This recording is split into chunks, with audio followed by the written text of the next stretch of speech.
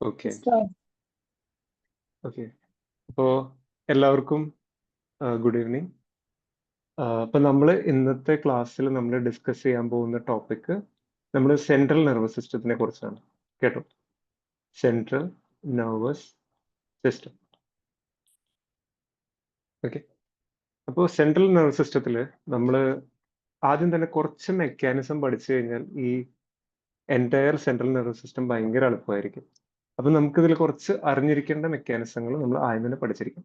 അപ്പൊ നമ്മുടെ central nervous സിസ്റ്റത്തിന്റെ കമ്പോണൻസ് എന്താണ്? നമ്മുടെ ബ്രെയിൻ ഉണ്ട്, പിന്നെ സ്പൈനൽ കോഡ് ഉണ്ട്, അല്ലെ? അപ്പൊ ബ്രെയിനിന്റെയും സ്പൈനൽ കോഡും ആണ് നമ്മുടെ സെൻട്രൽ നെർവസ് സിസ്റ്റം കമ്പോസ് ചെയ്യുന്നത്. അപ്പൊ നമുക്കറിയാം, നമുക്ക് കുറേ ന്യൂറോൺസ് ഉണ്ട്, അല്ലെ? നമുക്ക് കുറേ ന്യൂറോൺസ് ഉണ്ട്. അപ്പൊ ന്യൂറോൺസ് എപ്പോഴും ഓരോ ന്യൂറോ ട്രാൻസ്മിറ്റേഴ്സ് റിലീസ് ചെയ്യും. വീഡിയോ ക്ലിയർ ആണോ? എന്തെങ്കിലും ലാഗോ അങ്ങനെ എന്തെങ്കിലും ഉണ്ടോ? No, sir. Clear. ക്ലിയർ അല്ലേ? ഓക്കെ. അപ്പൊ കുറെ ന്യൂറോൺസ് ഉണ്ട് നമുക്ക്, അല്ലെ? അപ്പൊ ന്യൂറോൺസ് നമുക്ക് രണ്ട് ടൈപ്പിലുണ്ട്. ന്യൂറോ ട്രാൻസ്മിറ്റേഴ്സ് നമുക്ക് രണ്ട് ടൈപ്പിലുണ്ട്. അപ്പൊ ഞാനിവിടെ നമുക്കൊരു ന്യൂറോൺ വരയ്ക്കുവാണെങ്കിൽ, ഇപ്പൊ ഈ ന്യൂറോൺ, ഇപ്പൊ ഇതൊരു ന്യൂറോ ട്രാൻസ്മിറ്റർ ഇതിന്റെ എൻഡിൽ നിന്ന് റിലീസ് ചെയ്യുന്നതായിരിക്കും. അപ്പോൾ തൊട്ടപ്പുറത്തുള്ള ന്യൂറോൺ ഉണ്ടല്ലോ, തൊട്ടപ്പുറത്തുള്ള ന്യൂറോണിനെ നമുക്ക് ഒന്നല്ലെങ്കിൽ സ്റ്റിമുലേറ്റ് ചെയ്യാം, അല്ലെ? അല്ലെങ്കിൽ തൊട്ടപ്പുറത്തെ ന്യൂറോണെ എന്ത് ചെയ്യാം? ഇൻഹിബിറ്റ് ചെയ്യാം, അല്ലെ? അപ്പോൾ ഈ ഒരു ന്യൂറോ ട്രാൻസ്മിറ്റർ തൊട്ടപ്പുറത്തെ ന്യൂറോണെ സ്റ്റിമുലേറ്റ് ചെയ്യുകയാണെങ്കിൽ അതിനെ നമ്മൾ എന്ത് വിളിക്കും? എക്സൈറ്റേറ്ററി സിഗ്നൽ എന്ന് വിളിക്കും. എക്സൈറ്റ് ചെയ്യാണ്, അല്ലെ? ഇനി ഇൻഹിബിറ്റ് ചെയ്യുകയാണെങ്കിലോ അതിനെ നമ്മൾ എന്ത് വിളിക്കും? ഇൻഹിബിറ്ററി സിഗ്നൽ എന്ന് വിളിക്കും, അല്ലെ? അപ്പൊ നമ്മുടെ ബോഡിയിൽ കുറെ ന്യൂറോ ട്രാൻസ്മിറ്റേഴ്സ് ഉണ്ട്. അതായത് കുറച്ച് സംഭവങ്ങൾ എക്സൈറ്റ് ചെയ്യാൻ പറ്റും, കുറച്ച് സംഭവങ്ങൾ ഇൻഹിബിറ്റ് ചെയ്യാൻ പറ്റും. അപ്പൊ ഈ ഒരു രണ്ട് കെമിക്കൽസും നമ്മൾ സെപ്പറേറ്റ്ലി പഠിച്ചു കഴിഞ്ഞാൽ നമ്മുടെ സെൻട്രൽ നെർവസ് സിസ്റ്റം എന്ന് പറയുന്ന ഈ വലിയൊരു ചാപ്റ്റർ വളരെ എളുപ്പമായിരിക്കും. അപ്പൊ ഇൻഹിബിറ്റ് ചെയ്യാൻ പറ്റുന്ന കുറച്ച് കെമിക്കൽസിന് നമ്മൾ ആദ്യം തന്നെ പറയാം. അതിലൊന്നാമത് മെയിൻ ആയിട്ട് അറിയേണ്ട സംഭവമാണ് GABA. Gamma amino butyric acid, GABA എന്ന് പറയും, ഗാബ. പിന്നെ അടുത്ത് പഠിക്കേണ്ടതാണ് ഡോപ്പാമിൻ. ഇത് രണ്ടും ഇൻഹിബിറ്ററിയാണ്, ഗാബയും ഡോപ്പമിനും. ഓക്കെ. ഇനി എക്സൈറ്റ് ചെയ്യുന്ന സംഭവം എന്താണെന്ന് ചോദിച്ചു കഴിഞ്ഞാൽ രണ്ട് ആസിഡുകൾ. അതെന്താണ്? ഗ്ലൂട്ടാമിക് ആസിഡും പിന്നെ അടുത്ത് പഠിക്കേണ്ടതെന്ന് വെച്ച് കഴിഞ്ഞാൽ അസ്പാർട്ടിക് ആസിഡും. അതിന് ഗ്ലൂട്ടമേറ്റ് എന്ന് വിളിക്കും, അസ്പാർട്ടേറ്റ് എന്ന് വിളിക്കും. എന്താണ്? ഗ്ലൂട്ടാമേറ്റ് എന്ന് വിളിക്കും, ഇതിനെ നമ്മൾ അസ്പാർട്ടേറ്റ് എന്ന് വിളിക്കും. ഓക്കെ. അപ്പോൾ ഗാബയുടെ ഡീറ്റെയിൽസ് നമ്മൾ, ഗാബയാണ് നമ്മുടെ മെയിൻ ആയിട്ടുള്ള ഇൻഹിബിറ്ററി ന്യൂറോ ട്രാൻസ്മിറ്റർ. ഈ ഗാബയും ഈ ഡോപ്പമിനും നമ്മൾ അറിഞ്ഞിരുന്നു കഴിഞ്ഞാൽ നമ്മുടെ CNSന്റെ മിക്ക കാര്യങ്ങളും ഈ ഒരു മെക്കാനിസം ബേസ് ചെയ്തിട്ടാണ്, കേട്ടോ. അപ്പൊ നമുക്ക് കണ്ടിന്യൂ ചെയ്യാം. അപ്പോ ഇനി ഞാനൊരു കാര്യം പറയട്ടെ. ഞാനിപ്പോ ഒരു ന്യൂറോൺ വരച്ചില്ലേ, ന്യൂറോൺ നമ്മൾ എക്സൈറ്റ് ചെയ്യണമെങ്കിൽ എന്ത് ചെയ്യണം? സോഡിയം എന്ന് പറയുന്ന ഒരു മോളിക്യൂൾ ഉള്ളിൽ കിടക്കണം. സോഡിയം ഉള്ളിൽ കിടക്കുമ്പോൾ പൊട്ടാസ്യം പുറത്തേക്ക് പോകും. ഇതാണ് എക്സൈറ്റേഷൻ. ഇൻഹിബിറ്റ് ചെയ്യുകയാണെങ്കിൽ എന്താ ചെയ്യേണ്ടതെന്ന് വെച്ച് കഴിഞ്ഞാൽ ക്ലോറിൻ, ഒരു നെഗറ്റീവ് ചാർജ് ഉള്ളിലേക്ക് പോകണം. ഉള്ളിലേക്ക് വന്നു കഴിഞ്ഞാൽ പുറത്തേക്ക് പോകുന്നത് എന്തായിരിക്കും? പൊട്ടാസ്യം എപ്പോഴും കോമൺ ആണ്, പൊട്ടാസ്യം എപ്പോഴും പുറത്തേക്ക് തന്നെയാണ് പോവുക. പക്ഷെ എക്സൈറ്റ് ചെയ്യണമെങ്കിൽ സോഡിയം ഉള്ളിൽ പോകണം, ഇൻഹിബിറ്റ് ചെയ്യണമെങ്കിൽ ക്ലോറൈഡ് ഉള്ളിലേക്ക് കയറണം.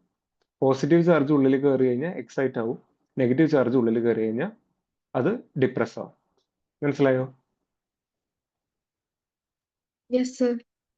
So, എളുപ്പമല്ലേ? once. ഓക്കെ. നമുക്കിപ്പോ ഒരു സാധനം, ഒരു ന്യൂറോണിനെ, അപ്പുറത്തെ ന്യൂറോണിനെ എക്സൈറ്റ് ചെയ്യണമെങ്കിൽ, ഇപ്പൊ ഞാൻ എക്സൈറ്റ് ചെയ്യണ ഒരു ന്യൂറോ ട്രാൻസ്മിറ്ററിന്റെ പേര് പറഞ്ഞേ. എക്സൈറ്റ് ചെയ്യാൻ പറ്റുന്ന ഒരു ന്യൂറോ ട്രാൻസ്മിറ്ററിന്റെ പേര് പറഞ്ഞേ. ഒന്ന് അസ്പാർട്ടേറ്റ് അല്ലെങ്കിൽ ഗ്ലൂട്ടമേറ്റ്. ഇതിൽ ഏത് വന്നാലും എന്തുണ്ടാവും? സോഡിയം തൊട്ടപ്പുറത്തെ ന്യൂറോണിന്റെ ഉള്ളിലേക്ക് കയറും, പൊട്ടാസ്യം പുറത്തേക്ക് പോകും. എളുപ്പമല്ലേ? ഇനി ഡിപ്രസ് ചെയ്യുന്ന ഒരു ന്യൂറോ ട്രാൻസ്മിറ്ററിന്റെ പേര് പറഞ്ഞേ. മെയിൻ ആയിട്ടുള്ള നമ്മുടെ ഡിപ്രസ് ചെയ്യുന്ന ന്യൂറോ ട്രാൻസ്മിറ്റർ ഏതാണ്? ഗാബ. GABA. പിന്നെ അടുത്ത എന്താണ്?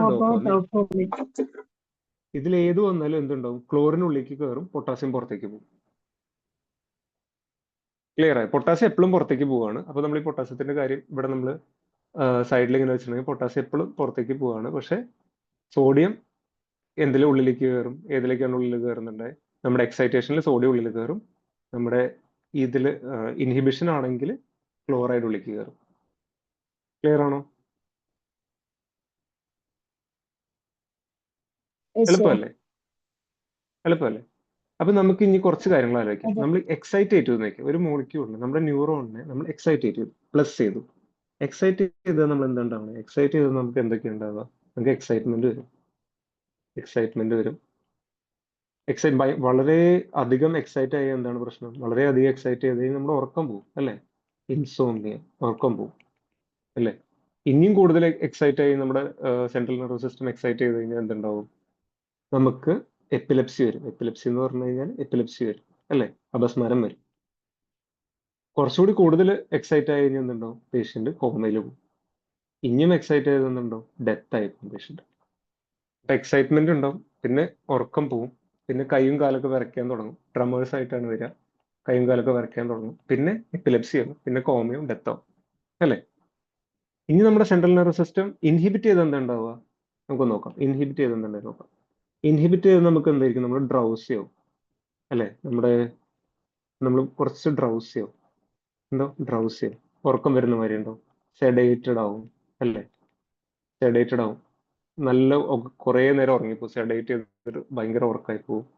പിന്നെ ആയിപ്പോയി കഴിഞ്ഞാൽ വീണ്ടും പേഷ്യന്റ് കോമയിലേക്ക് ആയിപ്പോവും. പിന്നെ ആയിപ്പോയി കഴിഞ്ഞാൽ പേഷ്യന്റ് ഡെത്ത് ആയിപ്പോവും. അപ്പോൾ എക്സൈറ്റ് ചെയ്ത് കഴിഞ്ഞാൽ നമ്മുടെ ഉറക്കം പോവും, ഇൻസോംനിയോ, ഉറക്കമില്ലാത്ത അവസ്ഥയും.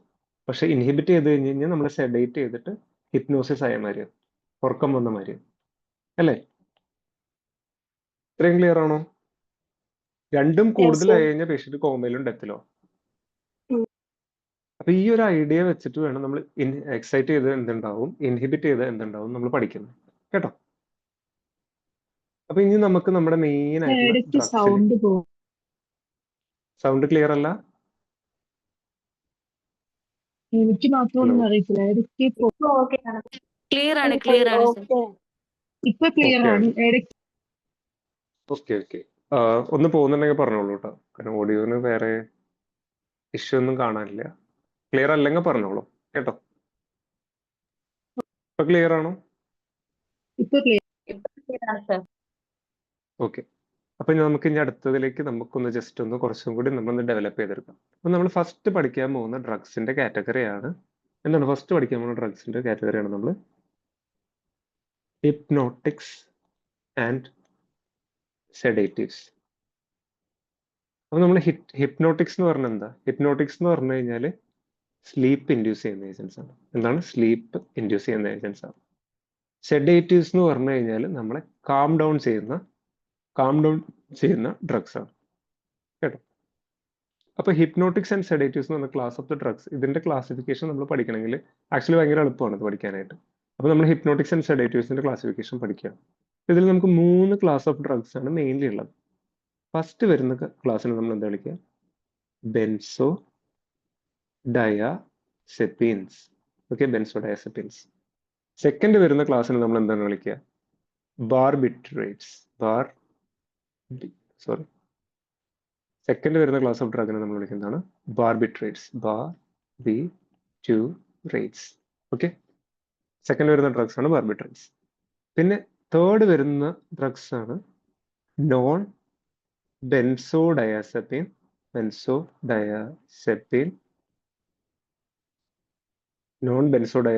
ഹിപ്നോട്ടിക്സ് എന്ന് വിളിക്കും, കേട്ടോ?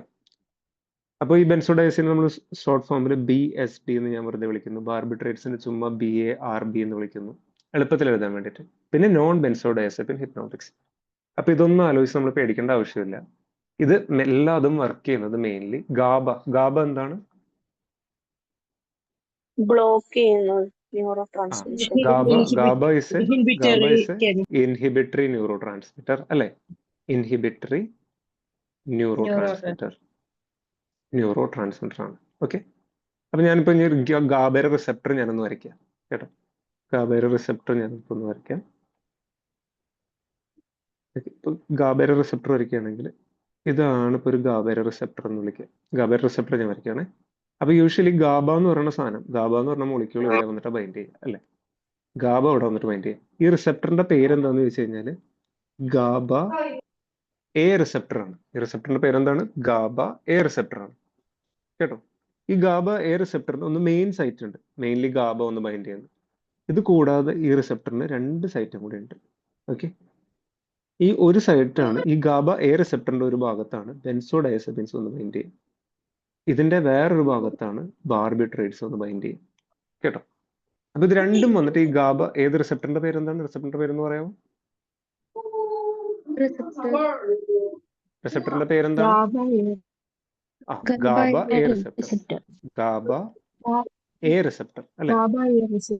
ഗാബ എ റിസപ്റ്ററിന് 3 പാർട്ടുണ്ട്. ഒന്ന് ബെൻസോഡൈസെപിൻ വന്ന് ബൈൻഡ് ചെയ്യുന്ന പാർട്ട്, ഒന്ന് ബാർബിട്രേറ്റ്സ് വന്ന് ബൈൻഡ് ചെയ്യുന്ന പാർട്ട്, ഒന്ന് ഒറിജിനൽ ഗാബ ഒന്ന് ബൈൻഡ് ചെയ്യുന്ന പാർട്ട്. ഓക്കെ, ഈ ഗാബ ഒന്ന് ബൈൻഡ് ചെയ്ത് എന്താ ഉണ്ടാവുക? നമ്മുടെ ഗാബ ഒന്ന് ബൈൻഡ് ചെയ്ത് എന്താ ഉണ്ടാവുക ഒന്ന് പറയാമോ? ഇവിടെ നോക്കിയേ, ഗാബ ഒന്ന് ബൈൻഡ് ചെയ്ത് എന്താ ഉണ്ടാവുക? ക്ലോറിൻ ഉള്ളിലേക്ക് പോകും അല്ലെ? ക്ലോറിൻ അകത്തേക്ക് പോകും. ക്ലോറിൻ അകത്തേക്ക് പോയി കഴിഞ്ഞാൽ ഇൻഹിബിഷൻ നടക്കും അല്ലെ? അപ്പൊ ഗാബ ബൈൻഡ് ചെയ്ത് കഴിഞ്ഞാൽ എന്തുണ്ടാവും? നമ്മള് ഗാബ ബൈൻഡ് ചെയ്ത് കഴിഞ്ഞാൽ ക്ലോറിൻ ഇൻഫ്ലക്സ് നടക്കും, ക്ലോറിൻ ഉള്ളിലേക്ക് പോകും അല്ലെ? അപ്പൊ നമുക്ക് ഈ ബെൻസോഡയസെപിൻസ് എന്താ ചെയ്യാൻ നോക്കാം. ബെൻസോഡയസെപിൻസ് ആക്ച്വലി എന്താ ചെയ്യേണ്ടതെന്ന് വെച്ച് കഴിഞ്ഞാൽ നമ്മുടെ ഈ ക്ലോറൈഡ് ചാനൽസ് ഉണ്ടല്ലോ, ഈ ക്ലോറൈഡ് ചാനൽസിനെ പെട്ടെന്ന് ഇപ്പോൾ ഫ്രീക്വന്റ് ആയിട്ട് തുറക്കും, ഫ്രീക്വന്റ്ലി ഓപ്പൺ ചെയ്യും. ഫ്രീക്വന്റ്ലി ഓപ്പൺ ചെയ്യുന്നത് വെച്ച് കഴിഞ്ഞാൽ നമ്മൾ യൂഷ്വലി 2 വട്ടം തുറക്കണമെന്ന് വെച്ച് കഴിഞ്ഞാൽ ഇത് 10 തവണ തുറക്കും, 10 ടൈംസ് ആയിട്ട് തുറക്കും. അപ്പൊ എന്തുണ്ടായി? ഈ ക്ലോറിൻ മീഡിയേറ്റഡ് എഫക്റ്റ് കൂടിയില്ലേ? ക്ലോറിൻ മീഡിയേറ്റഡ് ഇൻഹിബിറ്ററി എഫക്റ്റ് കൂടിയില്ലേ? ഇൻഹിബിറ്ററി എഫക്റ്റ് എന്തായി? കൂടിയില്ലേ? ഇൻക്രീസ് ചെയ്തില്ലേ? അപ്പൊ എന്തായി? CNS ഡിപ്രഷൻ നടന്നില്ലേ? ക്ലിയർ ആണോ?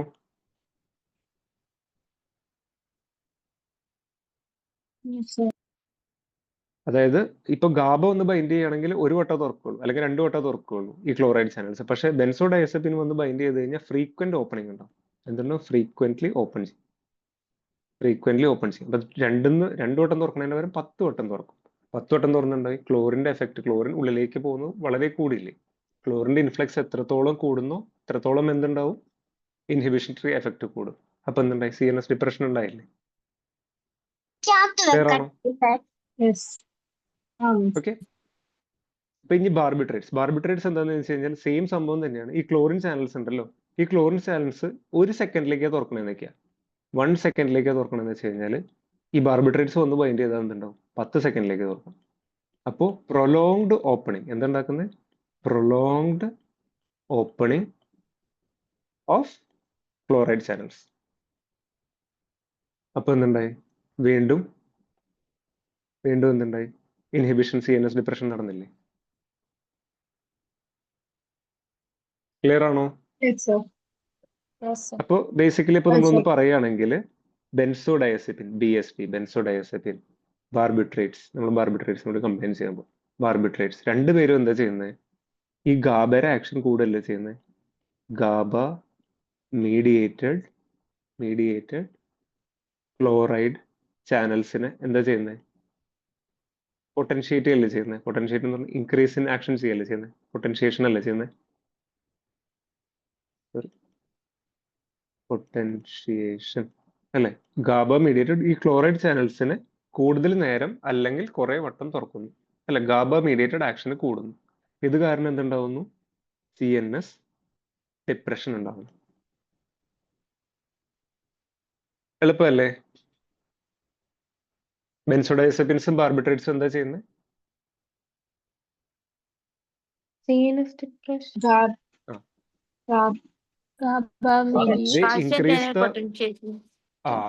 ക്ലോറൈഡ് ചാനൽസിന്റെ ആക്ഷൻ പൊട്ടൻഷിയേറ്റ് ചെയ്യുന്നു. അപ്പോൾ ഗാബ മീഡിയേറ്റഡ് ക്ലോറൈഡ് ചാനൽസിനെ പൊട്ടൻഷിയേറ്റ് ചെയ്യുമ്പോൾ CNS ഡിപ്രഷൻ ഉണ്ടാകും.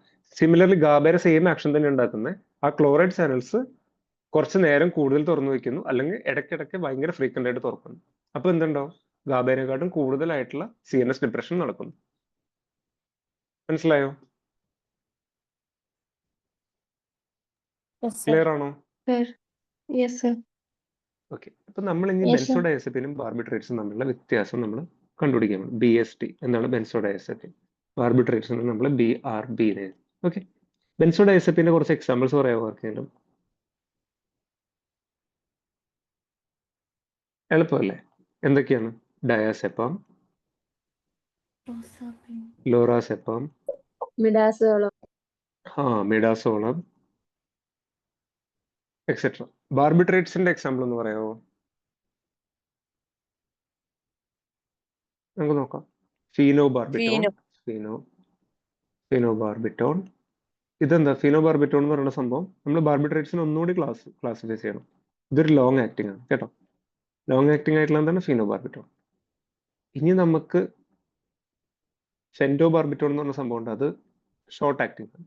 പക്ഷെ നമുക്ക് പഠിക്കാനുള്ള സംഭവം എന്ന് വെച്ചാൽ അൾട്രാ ഷോർട്ട് ആക്ടിംഗ് ആയിട്ടൊരു സംഭവമുണ്ട്. അൾട്രാ ഷോർട്ട് ആക്ടിംഗ് ബാർബിട്രേറ്റ്സിന്റെ പേര് നമ്മൾ മറക്കരുത്, എന്തായാലും മറക്കരുത്. വളരെ ഇമ്പോർട്ടന്റ് ആയിട്ട് പഠിക്കേണ്ട സംഭവമാണ്. ഇതിന്റെ പേരാണ് തയോപെന്റോൺ. തയോപെന്റോൺ സോഡിയം എന്നാണ് ഇതിന്റെ പേര്. തയോപെന്റോൺ അൾട്രാ ഷോർട്ട് ആക്ടിംഗ്. ഈ ഒരു ഡ്രഗ് വളരെ ഇമ്പോർട്ടന്റ് ആണ്. കാരണം ഇത് കൊടുത്തു കഴിഞ്ഞു കഴിഞ്ഞാൽ പേഷ്യന്റ് 20 സെക്കൻഡിനുള്ളിൽ പേഷ്യന്റിന് എന്തുണ്ടാവും? അനസ്തെറ്റിക് ആവും, അനസ്തീഷ്യ ഉണ്ടാവും. പേഷ്യന്റ് ബോധം പോകും, കോൺഷ്യസ്നെസ് പോകും. പക്ഷെ ഇതൊരു 15 മിനിറ്റ്സിനുള്ളിൽ പേഷ്യന്റ് റിക്കവർ ചെയ്യുകയും ചെയ്യും. അപ്പോ ഇതെന്താണ്? ഈ തയോപെന്റോൺ സോഡിയം എന്ന് പറയുന്ന സംഭവം എന്താണ്? It is a very good agent, very good drug for inducing anaesthesia. Inducing anaesthesia എന്ന് പറഞ്ഞാൽ അനസ്തീഷ്യ തുടങ്ങാനായിട്ട് ഉപയോഗിക്കുന്ന drug. Very good drug for inducing anaesthesia അല്ലെ? അപ്പൊ അൾട്രാ ഷോർട്ട് ആക്ടിംഗ് ആണ്. 20 സെക്കൻഡിലുള്ള ഒരാളുടെ ബോധം കളയാന്ന് വെച്ച് കഴിഞ്ഞാൽ എളുപ്പമുള്ളൊരു കാര്യമല്ലല്ലോ. അപ്പൊ തയോപെന്റോൺ എന്ന് പറഞ്ഞ ഡ്രഗ് അത്രയും പൊട്ടന്റ് ആണ്, അൾട്രാ ഷോർട്ട് ആക്ടിംഗ് ആണ്. അതുകൊണ്ട് 20 സെക്കൻഡ്സിനുള്ളിൽ പേഷ്യന്റ് സെഡേറ്റഡ് ആവും, പേഷ്യന്റ് അനസ്തെറ്റിസ് ആയിടും. പക്ഷെ ഒരു 15 മിനിറ്റ്സിനുള്ളിൽ അത് റിക്കവർ ചെയ്യുകയും ചെയ്യും. അപ്പൊ ഇതൊരു ഇൻഡ്യൂസിങ് ഏജന്റ് എന്ന് പറഞ്ഞു കഴിഞ്ഞാൽ അനസ്തീഷ്യ തുടങ്ങാനായിട്ട് ഉപയോഗിക്കുന്ന ഏജന്റ്. ഇതേമാതിരി തന്നെ മെയിൻറ്റെയിനിങ് ഏജന്റ് എന്ന് പറഞ്ഞ സംഭവമുണ്ട്. അനസ്തീഷ്യ മെയിൻറ്റെയിൻ ചെയ്യാനുള്ള, അത് വേറെ കുറച്ച് ഡ്രഗ്സാണ്. അതെന്ന് പറഞ്ഞാൽ സ്ലോ ആക്ടിംഗ് ആയിരിക്കണം.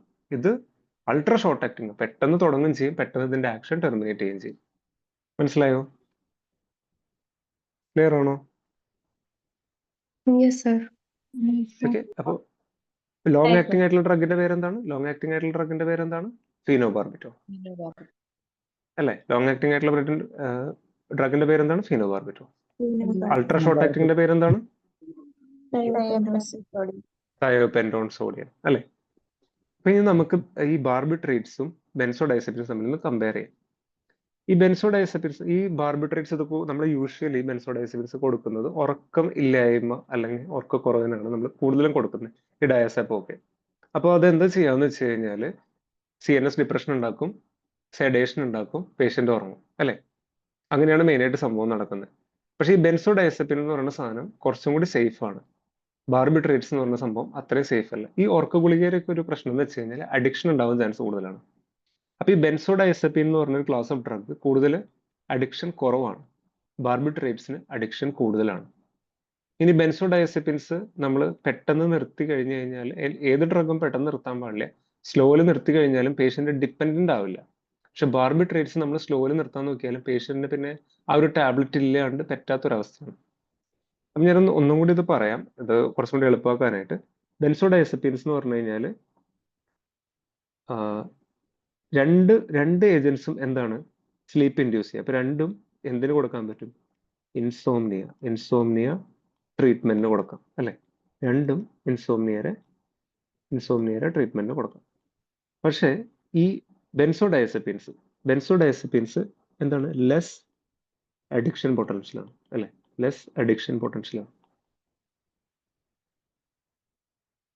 പക്ഷെ ഇവരെന്ന് പറഞ്ഞു കഴിഞ്ഞാല് മോർ അഡിക്ഷൻ ആണ്. അഡിക്ഷൻ ആൻഡ് ഡിപ്പെൻഡൻസ് ഉണ്ടാവും. More addiction and dependence. ഈ ടാബ്ലറ്റ് കഴിച്ചില്ലെങ്കിൽ പേഷ്യന്റിന് പണ്ടത്തെ മാതിരി ബിഹേവ് ചെയ്യാൻ പറ്റില്ല. അപ്പൊ മോർ അഡിക്ഷൻ ആൻഡ് ഡിപ്പെൻഡൻസ് ഉണ്ടാക്കും. ഓക്കെ, അതിന്റെ വ്യത്യാസങ്ങൾ പറയുകയാണെ. പിന്നെ നോക്കുവാണെങ്കിൽ ഇത് നമ്മളിപ്പോ ഒരു സ്ലീപ്പിംഗ് ടാബ്ലറ്റ് കഴിച്ചു കഴിഞ്ഞാൽ മോർണിംഗിൽ എനിക്കുമ്പോൾ റിഫ്രഷിങ് സ്ലീപ്പ് ആയിരിക്കണ്ടേ?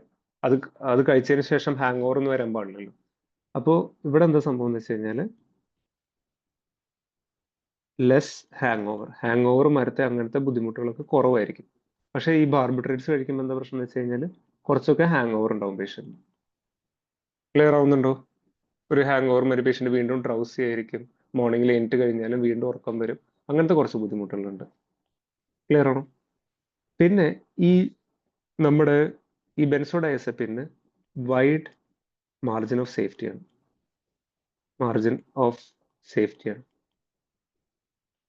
പക്ഷേ നമ്മുടെ ഈ ബാർബിട്രേറ്റ്സിന് ലെസ് മാർജിൻ ഓഫ് സേഫ്റ്റിയാണ്. ഈ മാർജിൻ ഓഫ് സേഫ്റ്റി എന്ന് പറഞ്ഞു കഴിഞ്ഞാൽ ബേസിക്കലി ഞാൻ ഒന്ന് എക്സ്പ്ലെയിൻ ചെയ്യാം. ഇപ്പൊ നമ്മുടെ ഒരു തെറാപ്യൂട്ടിക് ഇൻഡെക്സ് എന്ന് പറഞ്ഞ സംഭവം, നമ്മൾ ഒരു ഡ്രഗ് കൊടുക്കുകയാണെങ്കിൽ നമ്മുടെ ഒരു ബ്ലഡ് ലെവൽ നോക്കുകയാണെങ്കിൽ, ചില ഡ്രഗ് കൊടുക്കുകയാണെങ്കിൽ ഇപ്പോൾ ഒരു 5 mg ബ്ലഡിലും 7.5 mgയും ഇടയിലുണ്ടെങ്കിൽ മാത്രമാണ് ഈ ഡ്രഗിന്റെ ആക്ഷൻ നടക്കുകയുള്ളൂ, ഈ ഡ്രഗ് ആക്ട് ചെയ്യുള്ളൂ. ഇതിനെക്കാട്ടും കുറവ് ബ്ലഡ് ലെവലിൽ പോയി കഴിഞ്ഞാൽ നോ ആക്ഷൻ, ഡ്രഗ് ആക്ട് ചെയ്യില്ല. ഇതിനെക്കാട്ടും കൂടുതൽ പോയി കഴിഞ്ഞാൽ നമുക്ക് എന്തുണ്ടാവും? സൈഡ് എഫക്ട്സ് ഉണ്ടാവും. അപ്പൊ ഈ ബ്ലഡ് ലെവൽ എന്ന് പറഞ്ഞാൽ 5 to 7.5 mg എന്ന് പറഞ്ഞു കഴിഞ്ഞാൽ ലോ അല്ലേ, ഒരു ചെറിയൊരു ഗ്യാപ്പ് അല്ലേ, ലോ ഗ്യാപ്പ് അല്ലേ. അപ്പൊ ഇതിനെ വിളിക്കുന്നതാണ് ലോ തെറാപ്യൂട്ടിക്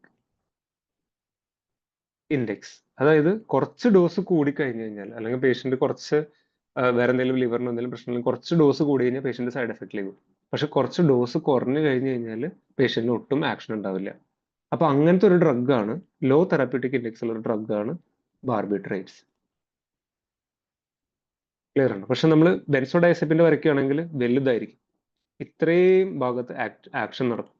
ഇതിലും കുറഞ്ഞാൽ മാത്രമാണ് നോ ആക്ഷൻ ഉണ്ടാവുള്ളൂ, ഇത് കൂടിയാൽ മാത്രമാണ് സൈഡ് എഫക്ട് ഉണ്ടാവുക. അപ്പൊ ഇത്രയും വൈഡ് മാർജിൻ ഓഫ് സേഫ്റ്റി ഉണ്ട്. ഈ ഒരു കൺസെപ്റ്റ് ക്ലിയർ ആണോ? ഒന്നുകൂടി പറയേണ്ട ആവശ്യമുണ്ടോ? ഇല്ല. എളുപ്പമല്ലേ? ഡോസിന്റെ ഒന്നും കൂടെ പറയും. ഓക്കെ, അപ്പോൾ തെറാപ്യൂട്ടിക് ഇൻഡെക്സ്, ഇത് കൂടുതലും എക്സാംസിന്, ഈ കോമ്പറ്റേറ്റീവ് എക്സാംസിന് ചോദിക്കാനുള്ള തെറാപ്യൂട്ടിക് ഇൻഡെക്സ് എന്ന് പറഞ്ഞാൽ എന്താണ്? ഇപ്പൊ നമ്മളിപ്പോൾ ചില ഡ്രഗ്സ് ഒക്കെ, നമ്മളിപ്പോൾ ഒരു ഡ്രഗ് കഴിച്ചു കഴിഞ്ഞാൽ അത് ബ്ലഡിലേക്ക് എത്തി കഴിഞ്ഞാൽ ഇപ്പൊ നമുക്കറിയാം ഒരു 5 milligram ബ്ലഡിൽ കോൺസെൻട്രേഷൻ ഉണ്ടെങ്കിലാണ് അതിന്റെ ആക്ഷൻ നടക്കുള്ളൂ. 4.5 ആണെങ്കിൽ നടക്കില്ല, 4.7 ആണെങ്കിൽ നടക്കില്ല, 4.9 ആയാലും നടക്കില്ല. 5 milligram ആണെങ്കിൽ മേലെ വന്നു, മനസ്സിലായോ? 5 milligram മേലെ അതിന്റെ ഡോസ് വന്നു കഴിഞ്ഞാൽ അതിന്റെ എന്ത് ആക്ഷൻ ഉണ്ടാവും? ഡ്രഗിന്റെ ആക്ഷൻ ഉണ്ടാവും. അത് ഡ്രഗിന്റെ മെയിൻ ആക്ഷൻ, ഡ്രഗിന്റെ യൂസ് ഉണ്ടാവും അല്ലെ, ഡ്രഗിന്റെ ആക്ഷൻ നടക്കും. പക്ഷെ അതൊരു 7.5 അല്ലെങ്കിൽ ഒരു 8 മേലെ പോയി കഴിഞ്ഞു കഴിഞ്ഞാൽ ആ ഡ്രഗിന്റെ ഫെയിലിയർ ആയി, അതായത് ഡ്രഗിന്റെ സൈഡ് എഫക്ട്സ് കാണിച്ചു തുടങ്ങും. ഇതിന് മേലെ പോയി കഴിഞ്ഞാൽ എന്തുണ്ടായി? സൈഡ് എഫക്ട്സ് കാണിച്ചു തുടങ്ങും. പക്ഷെ ഇതിന് കുറവാണെങ്കിലോ നോ എഫക്റ്റ് ആണ് അല്ലെ. അപ്പൊ 5 milligram കൊണ്ട് താഴ്ന്നു കഴിഞ്ഞാൽ എന്താണ്? 5 milligram താഴ്ന്നു കഴിഞ്ഞു കഴിഞ്ഞാൽ നോ എഫക്ട് എന്ന് പറഞ്ഞാൽ it is a therapeutic failure. Drug കഴിച്ചിട്ടൊരു കാര്യമില്ല അല്ലെ, തെറാപ്യൂട്ടിക് ഫെയിലിയർ അല്ലെ. പക്ഷെ അതുപോലെ തന്നെ നമ്മളൊരു 7.5, അതായത് കുറച്ച് മില്ലിഗ്രാം അല്ലേ ഉള്ളൂ, 7.5 മേലെ ചെന്നുണ്ടായി ടോക്സിസിറ്റി ആയി അല്ലെ, പേഷ്യന്റ് സൈഡ് എഫക്ട് വരാൻ തുടങ്ങി. അപ്പൊ ഈ ഒരു ചെറിയൊരു ഗ്യാപ്പിൽ കിടന്നിട്ടാണ് ഈ ഡ്രഗിന്റെ ആക്ഷൻ കളിക്കുന്നത് അല്ലെ. ഈ ഒരു ചെറിയൊരു നാരോ ഗ്യാപ്പിലാണ് എന്ത് ഡ്രഗ് ആക്ട് ചെയ്യുന്നത്, ഒരു ചെറിയൊരു നാരോ ഗ്യാപ്പിലാണ് ഡ്രഗ് ആക്ട് ചെയ്യുന്നത്. മനസ്സിലായോ? ഇതാണ് നമ്മുടെ ബാർബിട്രേറ്റ്സിന്റെ കാര്യം. ബാർബിട്രേറ്റ്സ് കുറച്ച് ലെവൽ ബ്ലഡിൽ കൂടി കഴിഞ്ഞാൽ സൈഡ് എഫക്റ്റ് ആവും, കുറച്ച് കുറഞ്ഞു കഴിഞ്ഞാൽ അതിന്റെ എഫക്റ്റ് ഒന്നും ഉണ്ടാവില്ല. അപ്പൊ ബാർബിട്രേറ്റ്സിന് നാരോ മാർജിൻ ഓഫ് സേഫ്റ്റി ആണ്. എന്താണ് നാരോ മാർജിൻ ഓഫ് സേഫ്റ്റി, അല്ലെങ്കിൽ നാരോ തെറാപ്യൂട്ടിക് ഇൻഡെക്സ്. ഈ തെറാപ്യൂട്ടിക് ഇൻഡെക്സ് എന്ന് പറഞ്ഞ സംഭവം ക്വസ്റ്റ്യൻ ചോദിക്കാറുള്ളതാണ്. Narrow therapeutic index. ക്ലിയർ ആയോ? ക്ലിയർ ആയിട്ട്. പക്ഷെ നമ്മൾ ബെൻസോഡയസെപ്പിൻസ് എടുക്കുവാണെങ്കിൽ ഈ ഒരു സംഭവം ഉണ്ടല്ലോ, ഈ ഒരു ഗ്യാപ്പ് എന്ന് പറയുന്ന സംഭവം ഭയങ്കര വലുതായിരിക്കും. ഇത്രയുണ്ടോ? അത് ചിലപ്പോൾ 2 milligram തുടങ്ങും, 10 milligram വരെ ഉണ്ടാവും. അപ്പൊ 2-ന്റെയും 10-ന്റെയും ഇടയിൽ അതിന്റെ ആക്ഷൻ ഉണ്ടാവും. അപ്പൊ നമുക്ക് സേഫ് ആയിട്ട് പേഷ്യന്റിന് ഡ്രഗ് കൊടുക്കാം. ഒരു സെക്കൻഡ്, കുറച്ച് വെള്ളം നോക്കി വരാം.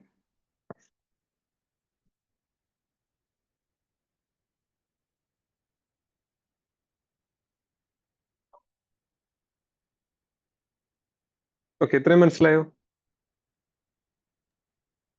അപ്പോ നമ്മുടെ ബെൻസോഡയസെപ്പിൻസിന് എന്താണ്? ബെൻസോഡയസെപ്പിൻസിന് വൈഡ് മാർജിൻ ഓഫ് സേഫ്റ്റി ആണ്. പക്ഷെ ബാർബിട്രേറ്റ്സിനോ ലെസ് മാർജിൻ ഓഫ് സേഫ്റ്റി ആണ്. ക്ലിയർ ആയോ? ക്ലിയർ ആയിട്ട്. ഓക്കെ, ഇനി നമ്മൾ അടുത്ത പോയിന്റ് എടുക്കുവാണെങ്കിൽ, നമ്മൾ ഇപ്പൊ ബെൻസോഡയസെപ്പിൻ ആണെങ്കിൽ നമ്മളിപ്പോൾ ഓവർഡോസ് പേഷ്യന്റ് കഴിച്ചിട്ട് വന്നു, പേഷ്യന്റ് ഇപ്പൊ കുറെ ഓർക്ക ഗുളിക ഒരുപാട് ഓവർഡോസ് കഴിച്ചിട്ട് വന്നു.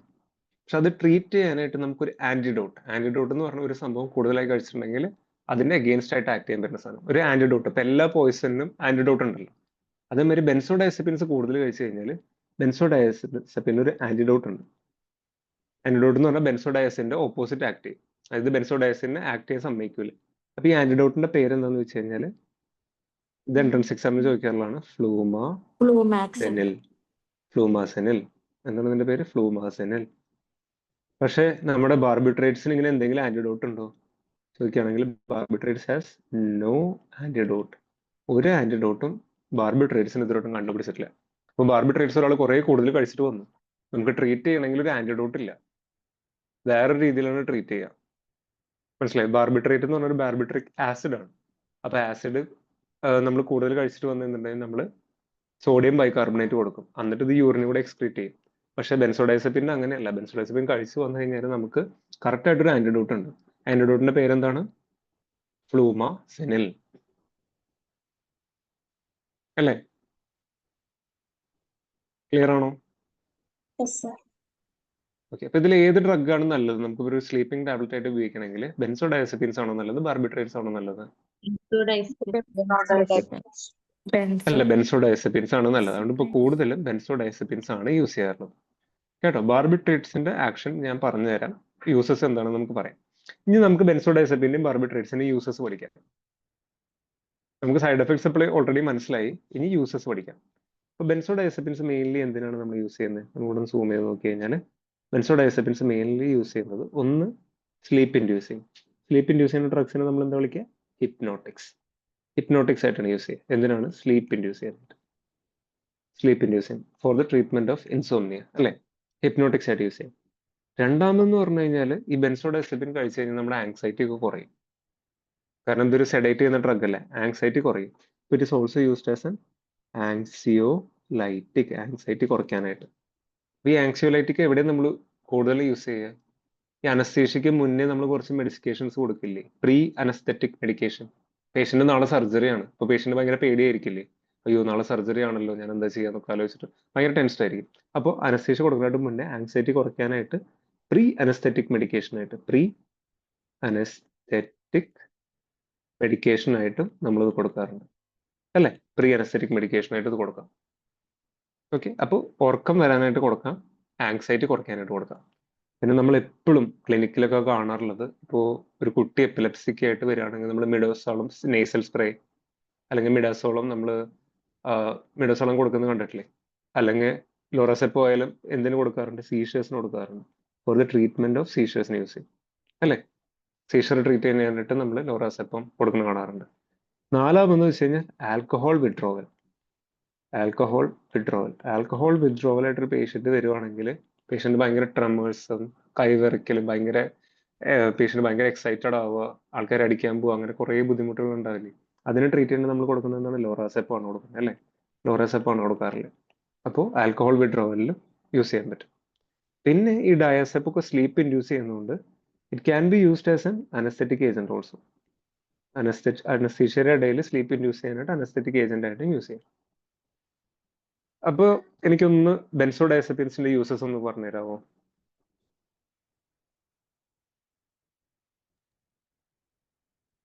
ഹലോ.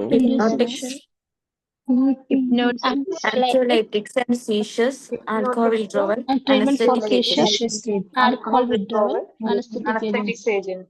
ഓക്കെ. ഇതിന്റെ ആന്റിഡോട്ടിന്റെ പേരെന്താണ്? ബെൻസോഡയസെപ്പിൻ പോയിസണിങ് ആയിട്ട് വരികയാണെങ്കിൽ ആന്റിഡോട്ടിന്റെ പേരെന്താണ്?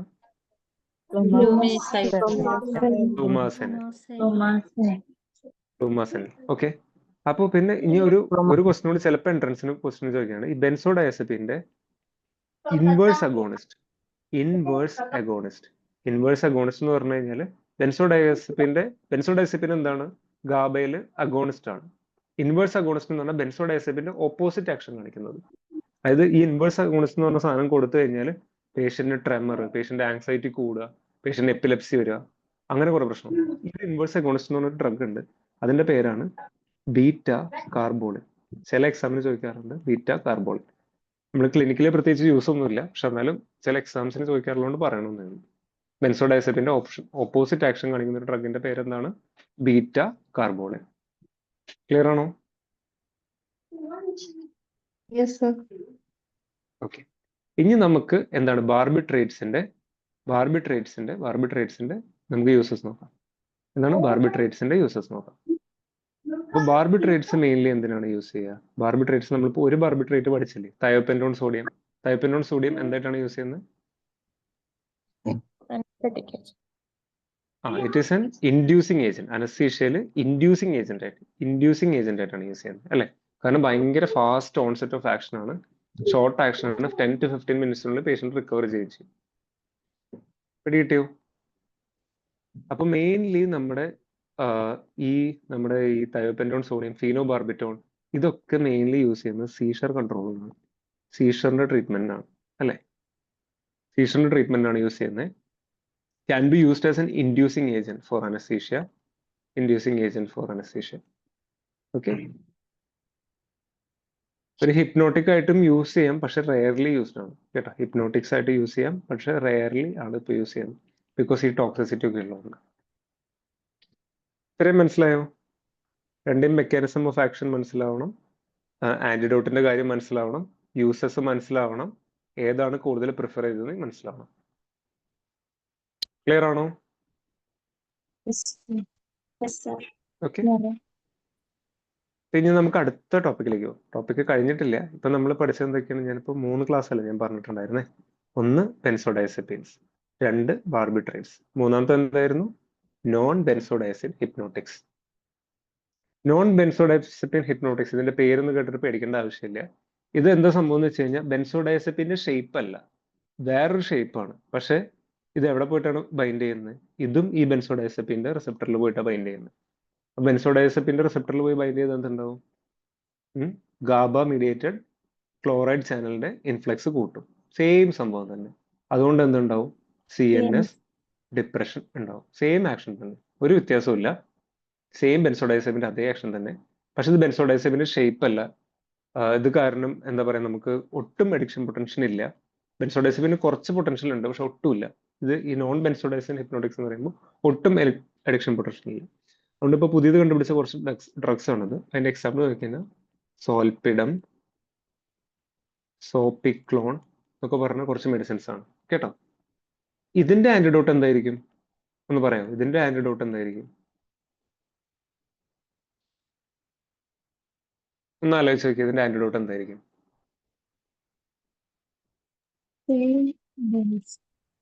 സെയിം തന്നെ, കറക്റ്റ് ആൻസർ ആണ് പറഞ്ഞത്. ഫ്ലൂമാസെനില. കാരണം സെയിം റിസപ്റ്ററിലല്ല ബൈൻഡ് ചെയ്യുന്നത്. അപ്പൊ അതിന് ആന്റഗോണൈസ് ചെയ്യണമെങ്കിൽ നമ്മൾ എന്ത് കൊടുത്താൽ മതി? ഫ്ലൂമാസെനിൽ കൊടുത്താൽ മതി അല്ലേ? ക്ലിയർ അല്ലേ? ഇനി നമ്മളൊരു ഉറക്കമില്ലാത്ത പേഷ്യന്റ്, അത് ഹിപ്നോട്ടിക്സ് ആയിട്ട് ഉറക്കമില്ലാത്ത പേഷ്യന്റ് നമ്മൾ അടുത്ത കൊടുക്കുന്ന ഡ്രഗ് എന്താണ്? കോമൺലി നമ്മൾ ക്ലിനിക്കലി കൊടുക്കുന്നത് എന്താണ്? മെലാറ്റോണിൻ അല്ലേ? മെലാറ്റോണിൻ 3 mg എപ്പോഴും കൊടുക്കാറില്ലേ രാത്രി? മെലറ്റോണിൻ എന്ന് പറഞ്ഞാൽ എന്താണ്? ആരെങ്കിലും ഒന്ന് പറയാമോ?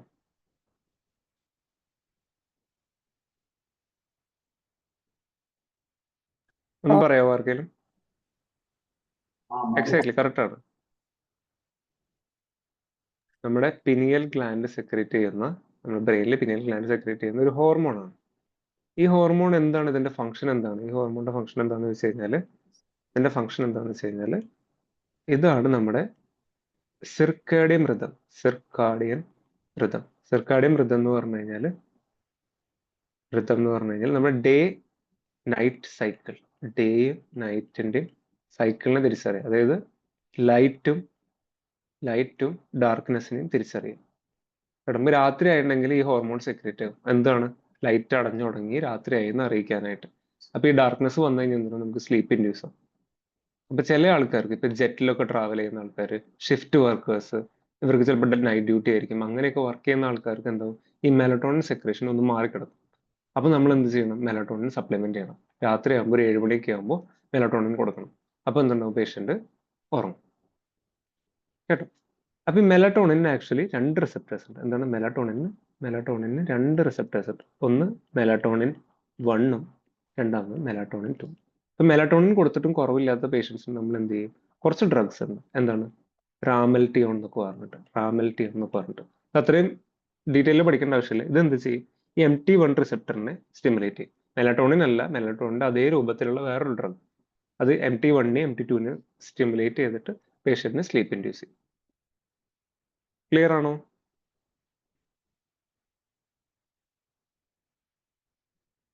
Yes, sir. ഓക്കെ. അപ്പൊ നമ്മുടെ സ്ലീപ്പിന്റെ കാര്യം ഒരുവിധം ക്ലിയർ ആയില്ലേ? ഹിപ്നോട്ടിക്സ് ആൻഡ് സെഡേറ്റീവ്സ് നമ്മൾ എന്തൊക്കെ പഠിച്ചു? നമ്മളിവിടെ പഠിച്ചതാണ് ബെൻസോഡയസെപ്പിൻസ് പഠിച്ചു. നല്ല ക്ലിയർ ആയിട്ട് മെക്കാനിസം പഠിച്ചു. ബെൻസോഡയസെപ്പിന്റെയും ബാർബിട്രേറ്റ്സിന്റെയും പിന്നെ നോൺ ബെൻസോഡയസിന്റെ ഹിപ്നോട്ടിക്സിന്റെ മെക്കാനിസം പഠിക്കാൻ എന്തെങ്കിലും ബുദ്ധിമുട്ടുണ്ടോ? നമുക്കിപ്പോൾ ഒന്നും അറിയില്ലെങ്കിലും ക്ലോറൈഡ് ചാനൽസിന്റെ ആക്ടിവേഷൻ കൂട്ടുന്നു. അപ്പൊ എന്തുണ്ടാവും? CNS ഡിപ്രഷൻ ഉണ്ടാവും. ഇത്രയേ ഉള്ളൂ, വളരെ സിമ്പിളായി പറയുകയാണെങ്കിൽ. മെലറ്റോണിൻ എന്താ ചെയ്യുന്നത്? മെലറ്റോണിൻ ഒരു ഹോർമോണാണ്. സ്ലീപ്പ് വേക്ക് സൈക്കിളിനെ അല്ലെങ്കിൽ ഡേ നൈറ്റിനെ ക്ലിയർ ആയിട്ട് ബാധിക്കാൻ, ഡിസ്റ്റിങ്വിഷ് ചെയ്യാനായിട്ട് ഈ ഒരു ഹോർമോൺ സെക്രീറ്റ് ചെയ്യുന്നു. അങ്ങനെ നമ്മുടെ സർക്കേഡിയൻ റിതം മെയിൻറ്റെയിൻ ചെയ്യുന്നു. ക്ലിയർ ആണോ? Yes, sir. ഓക്കെ, സിമ്പിളായി പഠിച്ചില്ലേ? ഇപ്പൊ ഈ ഒരു മെക്കാനിസം നമ്മളൊന്ന് മനസ്സിൽ അറിഞ്ഞിരുന്നുണ്ടെങ്കിൽ ഇനിയും പഠിക്കാൻ പോണ കാര്യത്തിൽ ഈ ക്ലോറൈഡും ഗാബയും എൻ്റെ ഒരു കളി തന്നെയാണ്. അതുകൊണ്ടാണ് ഞാൻ തുടക്കത്തിൽ ഇതേ പറഞ്ഞത്. നമ്മൾ ആ ക്ലോറൈഡിന്റെ കാര്യം ഒന്ന് ആലോചിച്ച് വെച്ച് കഴിഞ്ഞാൽ മെക്കാനിസം എല്ലാത്തിന്റെയും പഠിച്ചു അല്ലെ? നമുക്ക് അടുത്ത ടോപ്പിക്കിലേക്ക് കടക്കാം. ഇനി Sir. Yes, sir. അടുത്ത ടോപ്പിക് നമ്മൾ പഠിക്കാൻ പോകുന്നതാണ് ജനറൽ അനസ്തെറ്റിക്സ്. എന്താണ് ജനറൽ അനസ്തെറ്റിക്സ്? ഈ ഒരു ടോപ്പിക് എല്ലാവരും ഭയങ്കര കോംപ്ലിക്കേറ്റഡ് ആണ്, അനസ്തേഷ്യ ആണ്, ഹൈ ലെവൽ ആണെന്നൊക്കെ വിചാരിച്ചിട്ട് നമ്മൾ മാക്സിമം കാണാപ്പാടം പഠിച്ച് സ്കിപ്പ് ചെയ്യാനാണ് നോക്കാറുള്ളത്. പക്ഷെ നമുക്കിത് എങ്ങനെ ഈസി ആയിട്ട് പഠിക്കാമെന്ന് നോക്കാം. ഒരു മിനിറ്റ്.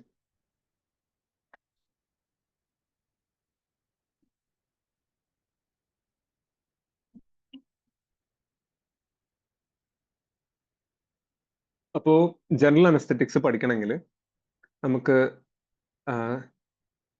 അനസ്തേഷ്യ പഠിക്കുന്നതിന് മുന്നേ അനസ്തേഷ്യയിൽ എന്തൊക്കെ ഡ്രഗ്സ് ഉണ്ട്, എന്തൊക്കെ ടൈപ്പിലുള്ള ഡ്രഗ്സ് ഉണ്ട്, എങ്ങനെയാണോ ഒരു അനസ്തേഷ്യ കൊടുക്കാമെന്ന് ഞാൻ പറയാം.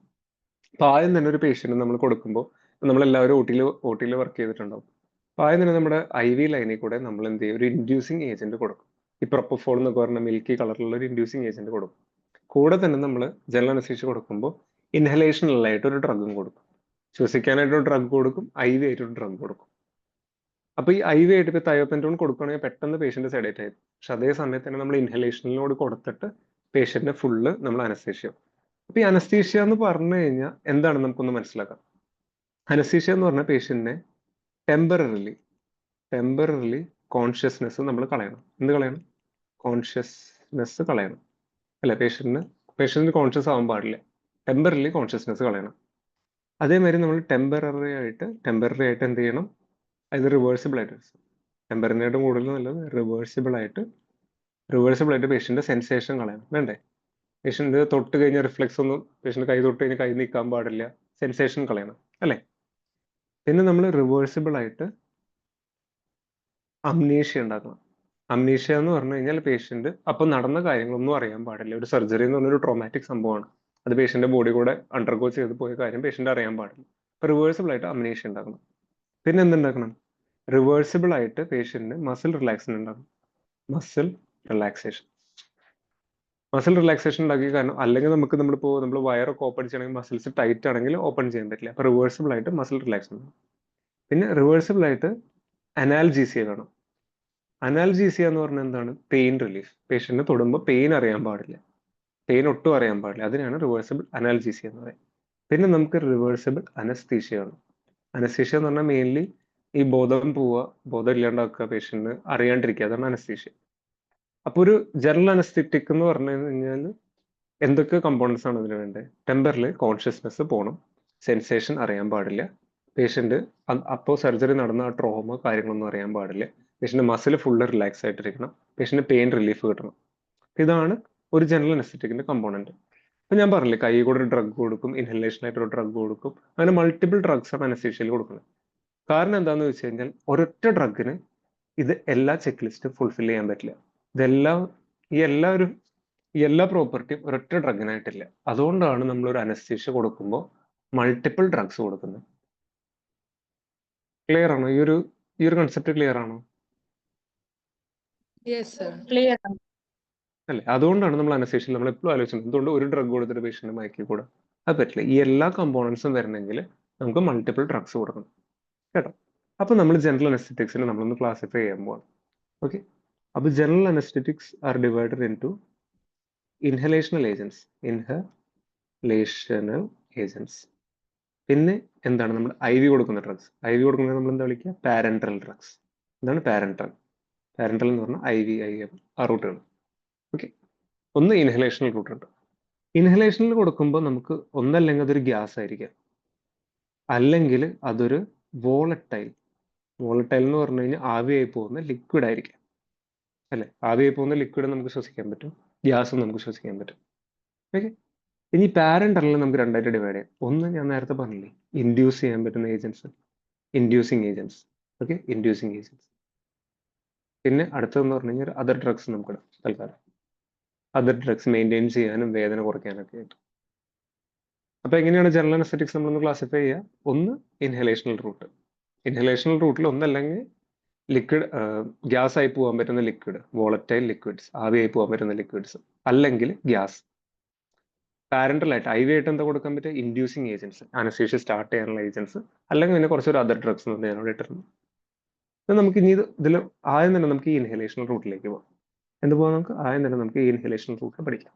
ഓക്കെ. ഈ ഇൻഹലേഷണൽ റൂട്ട് നമ്മൾ പഠിക്കുമ്പോൾ ശ്വസിക്കാൻ പറ്റുന്ന ഡ്രഗ്സ് ആണ്, അല്ലെ?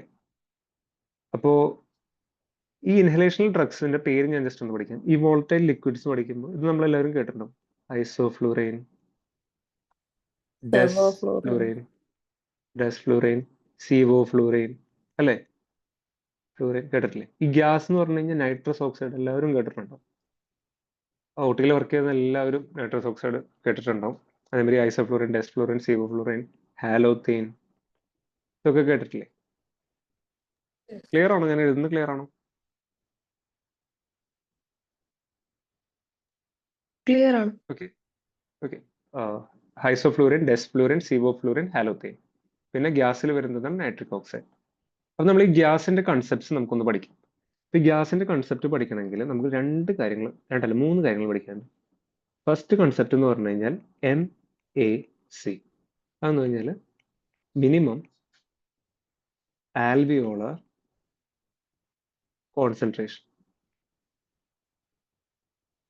ഈ ടേം കേട്ടിട്ട് പഠിക്കൊന്നും വേണ്ട, ഇത് ആക്ച്വലി വളരെ സിമ്പിൾ ആയിട്ടൊരു സംഭവമാണ്. നമ്മുടെ ലങ്സ് എടുത്തു, അല്ലെ?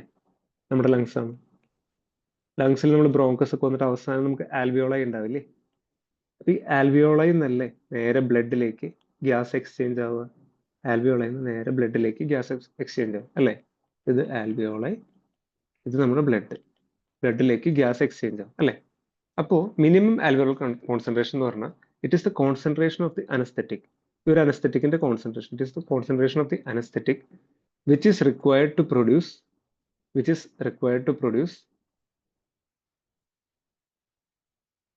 അനാൽജീസിയ. അനാൽജീസിയ എന്ന് പറഞ്ഞാൽ പേഷ്യന്റ് വാനിഡ് ആവാൻ പാടില്ല. When a painful stimulus is given. അതായത് പേഷ്യന്റിന് നമ്മളൊരു വേദനിക്കുന്ന ഒരു സ്റ്റിമുലസ്, ഒരു സൂചി എടുത്ത് കുത്തി അല്ലെങ്കിൽ എന്തെങ്കിലും പെയിൻ ആയിട്ടുള്ള സിഗ്നൽ കൊടുക്കുമ്പോൾ പേഷ്യന്റിന് പെയിൻ അറിയാൻ പാടില്ല. അപ്പോൾ എത്രത്തോളം അനസ്തെറ്റിക്കിന്റെ കോൺസെൻട്രേഷൻ ആണ് ഈ ആൽവിയോളയുടെ ഉള്ളിൽ വേണ്ടേ ഈ പെയിൻ അറിയാണ്ടിരിക്കാൻ? അതിനെയാണ് മിനിമം ആൽവിയോളർ കോൺസെൻട്രേഷൻ എന്ന് വിളിക്കുക. എത്രത്തോളം കോൺസെൻട്രേഷൻ ആണോ നമ്മുടെ അനസ്തെറ്റിക് ഗ്യാസിന്റെ ലെവല് ആൽവിയോളയിലുള്ളത് പേഷ്യന്റിന് പെയിൻ അറിയാണ്ടിരിക്കാനായിട്ട്. അപ്പൊ ഞാനൊരു കാര്യം പറയട്ടെ, ഈ MAC എന്ന് പറയുന്ന സാധനം, ഇപ്പൊ ഞാൻ ഈ നൈട്രസ് ഓക്സൈഡ് എടുക്കാന്ന് വെച്ചാൽ, നൈട്രസ് ഓക്സൈഡിന്റെ ഇത് 100 ആണ്, 100% ആണ്. പക്ഷെ ഞാനിപ്പോ ഞാനിപ്പോ ഡെസ്ഫ്ലൂറൈൻ എടുക്കാന്ന് വെച്ചാൽ, ഡെസ്ഫ്ലൂറൈൻ ഇതിന്റെ എന്ന് വെച്ച് കഴിഞ്ഞാൽ 2% ആണ്. അപ്പോൾ 2% ഡെസ്ഫ്ലൂറൈൻ ഉണ്ടെങ്കിൽ പേഷ്യന്റിന് നോ പെയിൻ. പക്ഷെ 100% നൈട്രിക് ഓക്സൈഡ് ഉണ്ടെങ്കിൽ മാത്രമാണ് പേഷ്യന്റിന് നോ പെയിൻ ഉണ്ടാവുള്ളൂ. അപ്പൊ ഇതിൽ ഏറ്റവും കൂടുതൽ പവർഫുൾ ആയിട്ടുള്ള ഗ്യാസ് ഏതാണ്? ഡെസ്ഫ്ലൂറൈൻ ആണോ നൈട്രിക് ഓക്സൈഡ് ആണോ പേഷ്യന്റിന് അനാൽജീസി ഉണ്ടാക്കാനായിട്ട് കൂടുതൽ പവർഫുൾ ആയിട്ടുള്ളത്? ഡെസ്ഫ്ലൂറൈൻ. അപ്പൊ കുറവ് കോൺസെൻട്രേഷൻ മതി, അതായത് 2% മതി. അതായത് minimum amount of the drug concentration in the alveoli which is required to produce analgesia in 50% of the population. 50% ആൾക്കാരിൽ പെയിൻ ഇല്ലാണ്ടിരിക്കാനുള്ള ശക്തി ഉണ്ടാക്കുന്ന എത്രത്തോളം എമൗണ്ട് ഓഫ് ഡ്രഗ് ആണ് ആൽവിയോളയിലുള്ളത്. ഇതാണ് MAC. അപ്പൊ ഇതെന്താണ്? ഈ ഒരു ഡ്രഗിന്റെ പൊട്ടൻസി പഠിക്കാനുള്ള ഒരു മെത്തേഡാണ് കേട്ടോ. തൽക്കാലം അത് അവിടെ ഇരിക്കട്ടെ. ഇനി നമ്മൾ അടുത്ത പഠിക്കുന്ന സംഭവമാണ് second gas effect. Second gas effect നമ്മൾ നേരത്തെ വരച്ച മാതിരി ഇത് ആൽവിയോളായി വരച്ചു കേട്ടോ. എന്നിട്ട് നമ്മളിവിടെ ബ്ലഡ് വരച്ചു. ഇപ്പൊ നൈട്രിക് ഓക്സൈഡ് നമ്മൾ കൊടുക്കാന്നേക്ക്, ഞാനിപ്പോൾ ഇവിടെ നൈട്രിക് ഓക്സൈഡ് കൊടുക്കാം, N2 നൈട്രിക് ഓക്സൈഡ് കൊടുക്കാം. നൈട്രിക് ഓക്സൈഡിന് ഒരു പ്രത്യേകതയുണ്ട്, ഇത് പെട്ടെന്ന് ആൽവിയോയുടെ ഉള്ളിൽ ബ്ലഡിലേക്ക് പോകും. മനസ്സിലായി? പെട്ടെന്ന് ആൽവിയോളയിൽ നിന്ന് ബ്ലഡിലേക്ക് ഡിഫ്യൂസ് ചെയ്യും. പിന്നെ എപ്പോഴാണ് നമ്മൾ നൈട്രിക് ഓക്സൈഡ് നമ്മൾ പേഷ്യന്റിൽ നിന്ന് കട്ട് ചെയ്യുന്നത്, സ്റ്റോപ്പ് ചെയ്യാന്ന് വെച്ച് കഴിഞ്ഞാൽ ഈ ബ്ലഡിലുള്ള നൈട്രിക് ഓക്സൈഡ് ഒക്കെ അപ്പൊ തന്നെ തിരിച്ച് പുറത്തേക്കും പോകും. മനസ്സിലായോ? നൈട്രിക് ഓക്സൈഡ് എന്ന് പറഞ്ഞാൽ ഫാസ്റ്റ് ഡിഫ്യൂസിംഗ് ആണ്. നൈട്രിക് ഓക്സൈഡിന്റെ പ്രത്യേകത എന്താണ്? ഫാസ്റ്റ് ഡിഫ്യൂസിംഗ് ആണ്. പക്ഷെ നമ്മൾ ഇതിന്റെ കൂടെ തന്നെ നമ്മളിപ്പോൾ ഒരു കാര്യം എടുത്തു കഴിഞ്ഞാൽ നമ്മളിപ്പോൾ ഐസോഫ്ലൂറിൻ കൊടുക്കാന്ന് വെക്കാം. ഐസോഫ്ലൂറിൻ എന്ന് പറഞ്ഞു കഴിഞ്ഞാൽ ഐസോഫ്ലൂറിന് പ്രത്യേകത പതുക്കെ പതുക്കെ പതുക്കെ പതുക്കെ പതുക്കെ പതുക്കെ പോയിട്ട് പതുക്കെ പതുക്കെ പതുക്കെ പതുക്കെ ഡിഫ്യൂസ് ചെയ്യുള്ളൂ. അതേമാതിരി തന്നെ ഐസോഫ്ലൂറിൻ നിർത്തി കഴിഞ്ഞാൽ തിരിച്ചു കയറുന്നതും ഭയങ്കര പതുക്കെയാണ്. മനസ്സിലായോ? അപ്പൊ ഈ പതുക്കെ കയറുന്ന ഡ്രഗ്സ് ലൈക്ക് ഐസോഫ്ലൂറിൻ എന്ന് പറഞ്ഞാൽ സ്ലോ ഡിഫ്യൂസിംഗ് ആണ്. എന്താണ്? സ്ലോ ഡിഫ്യൂസിംഗ് ആണ്. ഈ സ്ലോ ഡിഫ്യൂസിംഗ് ഡ്രഗ്സ് ഒക്കെ നമ്മൾ കൊടുക്കുകയാണെങ്കിൽ പേഷ്യന്റിന് കുറേ ഡോസ് കൊടുക്കേണ്ടി വരില്ലേ? കുറേ ഡോസ് കൊടുത്താലാണ് പേഷ്യന്റ് ബ്ലഡിലേക്ക് കയറുള്ളൂ. അപ്പോൾ പേഷ്യന്റ് കുറേ ഡോസ് കൊടുക്കുകയാണെങ്കിൽ പേഷ്യന്റ് സൈഡ് എഫക്ട് കൂടും. അപ്പൊ നമ്മളൊരു ടെക്നിക്ക് ഡെവലപ്പ് ചെയ്തിട്ടുണ്ട്. ഈ നൈട്രിക് ഓക്സൈഡിന്റെ കൂടെ, അതായത് ഫാസ്റ്റ് ഡിഫ്യൂസിംഗ് ആയിട്ട് പോകുന്ന ഒരു കമ്പൗണ്ടിന്റെ കൂടെ നമ്മൾ ഈ സെക്കൻഡ് ഗ്യാസ് കൊടുക്കുകയാണെങ്കിൽ, ഐസോഫ്ലൂറിൻ കൊടുക്കുകയാണെങ്കിൽ ഐസോഫ്ലൂറിനും ഫാസ്റ്റ്ലി ഡിഫ്യൂസ് ചെയ്യും. മനസ്സിലായോ? അപ്പോൾ നമ്മൾ കൊടുക്കുന്ന ഡ്രഗ് നൈട്രിക് ഓക്സൈഡിന്റെ കൂടെ കൊടുക്കുകയാണെങ്കിൽ സെക്കൻഡ് ഗ്യാസിനെ ഫോളോ ചെയ്യും. അതായത് നൈട്രിക് ഓക്സൈഡിന്റെ അത്രയും സ്പീഡിൽ ഡിഫ്യൂസ് ചെയ്യും, അത്രയും സ്പീഡിൽ പുറത്തേക്ക് വരും ചെയ്യും. അപ്പൊ നൈട്രിക് ഓക്സൈഡിന്റെ കൂടെ നമ്മൾ ഐസോഫ്ലൂറിനോ ബാക്കിയുള്ള ഡ്രഗ്സോ കൊടുക്കുകയാണെങ്കിൽ ഐസോഫ്ലൂറിനും ഡെസ്ഫ്ലൂറിനും സിയോഫ്ലൂറിന്റെ ഒക്കെ ഡോസ് കുറയ്ക്കാൻ പറ്റും. ഇതിനെയാണ് നമ്മൾ എന്ത് വിളിക്കുക? Second gas effect. ക്ലിയർ ആണോ? Yes, sir. ക്ലിയർ അല്ലേ? ഓക്കെ.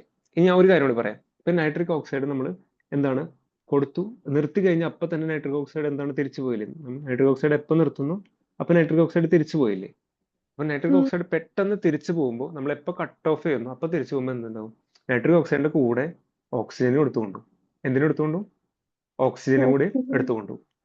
അപ്പൊ എന്തുണ്ടാവും? പേഷ്യന്റിന് ഹൈപ്പോക്സിയ ഉണ്ടാവും. പേഷ്യന്റ് ഓക്സിജൻ കുറയും. ഇതിനെയാണ് നമ്മൾ വിളിക്കുക ഡിഫ്യൂഷൻ ഹൈപ്പോക്സിയ.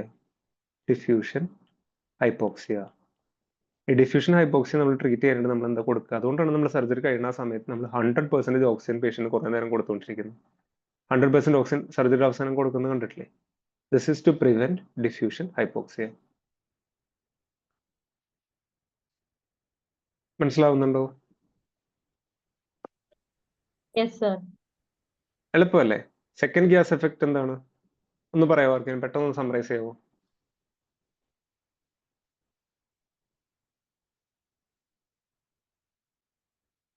എന്തുകൊണ്ടാണെന്നോ ഈ ക്വസ്റ്റ്യൻ ചോദിക്കണേ? ഞാൻ ഈ ഇത്രയും കൺസെപ്റ്റ് പറയാനുള്ള കാരണം നമുക്കൊരു ക്വസ്റ്റ്യൻ ചോദിക്കും, why is nitric oxide combined with ഐസോഫ്ലൂറിൻ?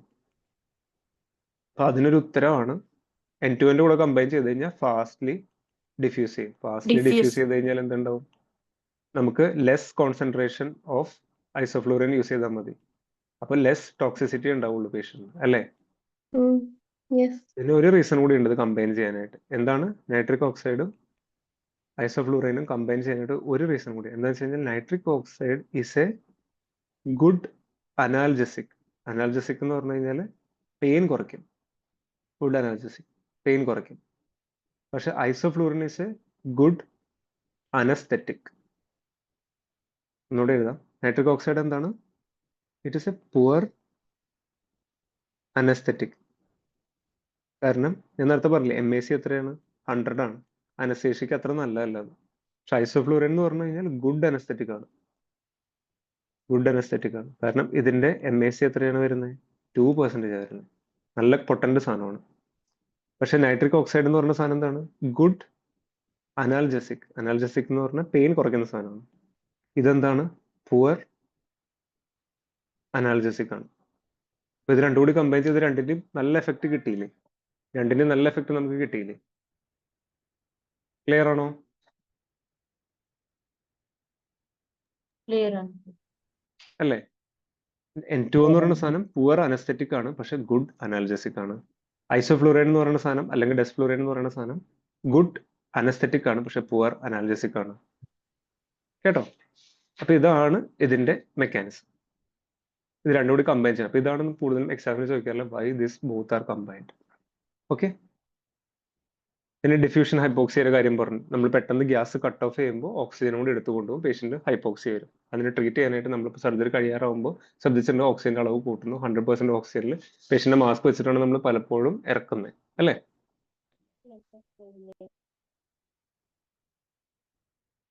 Clear ആണോ? Yes, sir. Clear ആണ്. ഓക്കെ. അപ്പൊ നമ്മൾ ഇത്രയും പഠിച്ചു. പിന്നെ നമുക്ക് ജസ്റ്റ് ഒന്ന് ഞാനിപ്പോ 2-3 ഇപ്പോൾ എക്സാം ഓറിയന്റഡ് പോയിന്റ്സ് കുറച്ചുകൂടി പറയാം. നമുക്കിപ്പോ കുറെ ഗ്യാസുകൾ നമ്മൾ പഠിച്ചു. എന്തൊക്കെയാണ് നമ്മൾ പഠിച്ചത്? ഹാലോതെയ്ൻ പഠിച്ചു. ഹാലോതെയ്ൻ എന്ന് പറഞ്ഞ ഗ്യാസ് ഉണ്ട്, അല്ലേ? പിന്നെ നമ്മൾ പഠിക്കേണ്ട ഗ്യാസ് എന്തായിരുന്നു? ഐസോഫ്ലൂറൈൻ പഠിച്ചു. പിന്നെന്താ പറയാ, ഡെസ്ഫ്ലൂറൈൻ പഠിച്ചു. പിന്നെ നമ്മൾ പഠിച്ചത് സിവോഫ്ലൂറൈൻ. ഓക്കെ. പിന്നെ നൈട്രിക് ഓക്സൈഡ് നമ്മൾ അവിടെ ഇരിക്കട്ടെ. ഓക്കെ. ഇപ്പൊ ഈ ഹാലോതെയ്ൻ എന്ന് പറയുന്ന സാധനം പണ്ടാണെന്ന് യൂസ് ചെയ്യാറില്ല. ഇപ്പൊ നമ്മളിത് യൂസ് ചെയ്യാണ്ടിരിക്കേണ്ട കാരണം എന്താണെന്ന് വെച്ച് കഴിഞ്ഞാൽ it causes hepato toxicity. Okay. അതുകൊണ്ട് ഇതിപ്പോ യൂസ് ചെയ്യുന്നില്ല. ഓക്കെ. ഈ ഐസോഫ്ലൂറൈനും ഡെസ്ഫ്ലൂറൈനും സിവോഫ്ലൂറൈനും കമ്പൈൻ ചെയ്യുകയാണെങ്കിൽ ഇപ്പൊ ഇതിന് 2% ആയിരിക്കും MAC. അല്ല സോറി, ഇതിന് 1.5% ആണ് MAC. ഇതിന് 6% ആണെന്ന് തോന്നുന്നു. ഇതിന് 2% ആണ്. അപ്പോൾ ഓൾമോസ്റ്റ് ഈക്വൽ പൊട്ടൻസിയാണ്.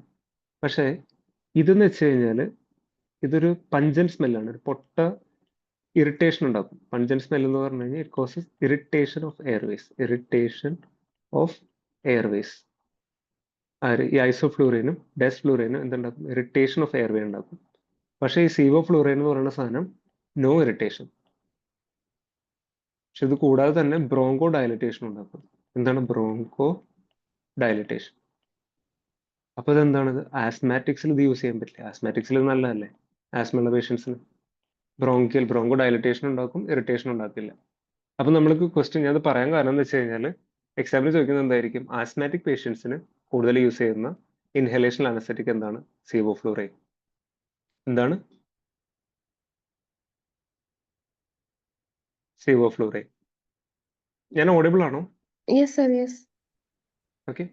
പിന്നെ ഇത് ഇറിറ്റേഷൻ ഒന്നും ഉണ്ടാക്കുന്നില്ല, പാസേജിൽ ഇറിറ്റേഷൻ ഉണ്ടാക്കുന്നില്ല. അപ്പൊ ഇത് എന്ത് ചെയ്യും? ഇതും ഇൻഡ്യൂസ് ചെയ്യാൻ വേണ്ടി ഉപയോഗിച്ചുകൂടെ? പേഷ്യന്റിന് ആദ്യം ബോധമുള്ള അവസ്ഥയിൽ നമ്മൾ ഇറിറ്റേറ്റ് ചെയ്യുന്ന ഗ്യാസ് കൊടുത്തു കഴിഞ്ഞാൽ പേഷ്യന്റ് ചുമക്കും, അല്ലേ? അപ്പൊ ഇത് ഇൻഡ്യൂസിങ് ഏജന്റ് ആയിട്ട് ഇത് മാത്രമേ കൊടുക്കാൻ പറ്റുള്ളൂ, കാരണം ഇറ്റ് കോസസ് നോ ഇറിറ്റേഷൻ. അതുകൊണ്ട് ഇത് ഇൻഡ്യൂസിങ് ഏജന്റ് ആയിട്ട് കൊടുക്കാം. പിന്നെ കുട്ടികൾ ഭയങ്കര സെൻസിറ്റീവ് അല്ലേ? പീഡിയാട്രിക് പോപ്പുലേഷൻ കുറച്ച് ഇറിറ്റേഷൻ ഒക്കെ വന്നു കഴിഞ്ഞാൽ അവരപ്പം സമ്മതിക്കില്ല അനസ്തീഷ്യ കൊടുക്കാനൊന്നും. അപ്പൊ this is also preferred in paediatric population. Okay, മനസ്സിലായോ? അപ്പൊ ക്വസ്റ്റ്യൻ വരാൻ പോകുന്നത് ആസ്മാറ്റിക്സിൽ എന്താണ് പ്രിഫേർഡ്, പീഡിയാട്രിക് പേഷ്യന്റിൽ എന്താണ് പ്രിഫർ, ഇൻഡ്യൂസിങ് ഇൻഹലേഷനിൽ ഏതാണ്?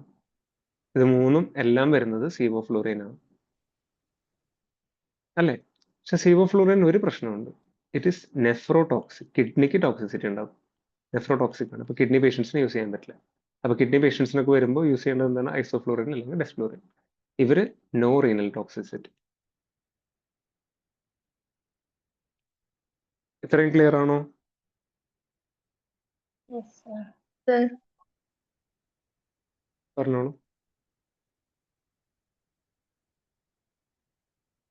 ഓക്കെ, നമ്മളിപ്പോ ഇതിനെപ്പറ്റി കുറെ ഡീറ്റെയിൽ പഠിക്കേണ്ട ആവശ്യമില്ല. ഞാൻ വളരെ ഇമ്പോർട്ടന്റ് ആയിട്ടുള്ള പോയിന്റ്സ് മാത്രമാണ് പറയുന്നുള്ളൂ. ഒന്ന്, second gas effect, minimum alveolar concentration, diffusion hypoxia, പിന്നെ സിവോഫ്ലൂറിന്റെ ബെനിഫിറ്റ്സ് എന്തൊക്കെയാണ്, മനസ്സിലായില്ലേ? സിവോഫ്ലൂറിൻ ആസ്മാറ്റിക്സിൽ പ്രിഫേർഡ് ആണ്, ഇൻഡ്യൂസിങ് ഏജന്റ് ആയിട്ട് യൂസ് ചെയ്യാം, പീഡിയാട്രിക് പോപ്പുലേഷനിൽ യൂസ് ചെയ്യാം. പക്ഷെ ആകെപാട് വരുന്ന പ്രശ്നം എന്താണ്? നെഫ്രോടോക്സിസിറ്റി ആണ്. പക്ഷെ നെഫ്രോടോക്സിക് ഉള്ള പേഷ്യന്റിന് ഐസോഫ്ലൂറിനോ ഡെസ്ഫ്ലൂറിനോ നമുക്ക് യൂസ് ചെയ്യാം, കേട്ടോ. പക്ഷെ ഹാലോതെയ്ൻ പണ്ട് യൂസ് ചെയ്യുന്നു, ഇപ്പൊ യൂസ് ചെയ്യുന്നില്ല, കാരണം ബിക്കോസ് ഓഫ് ഹെപ്പറ്റോടോക്സിസിറ്റി.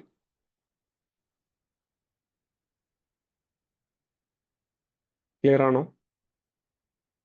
Yes, sir.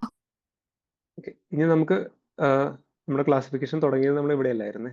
എവിടെ? നമ്മളിപ്പോ ഇൻഹലേഷനിൽ നമ്മൾ പഠിച്ചു കഴിഞ്ഞു, അല്ലേ? ഇനി അടുത്ത് നമ്മൾ പഠിക്കാനുള്ളതാണ് പാരന്റൽ ഡ്രഗ്സ്, അതായത് IV ആയിട്ട് കൊടുക്കുന്ന ഡ്രഗ്സ്.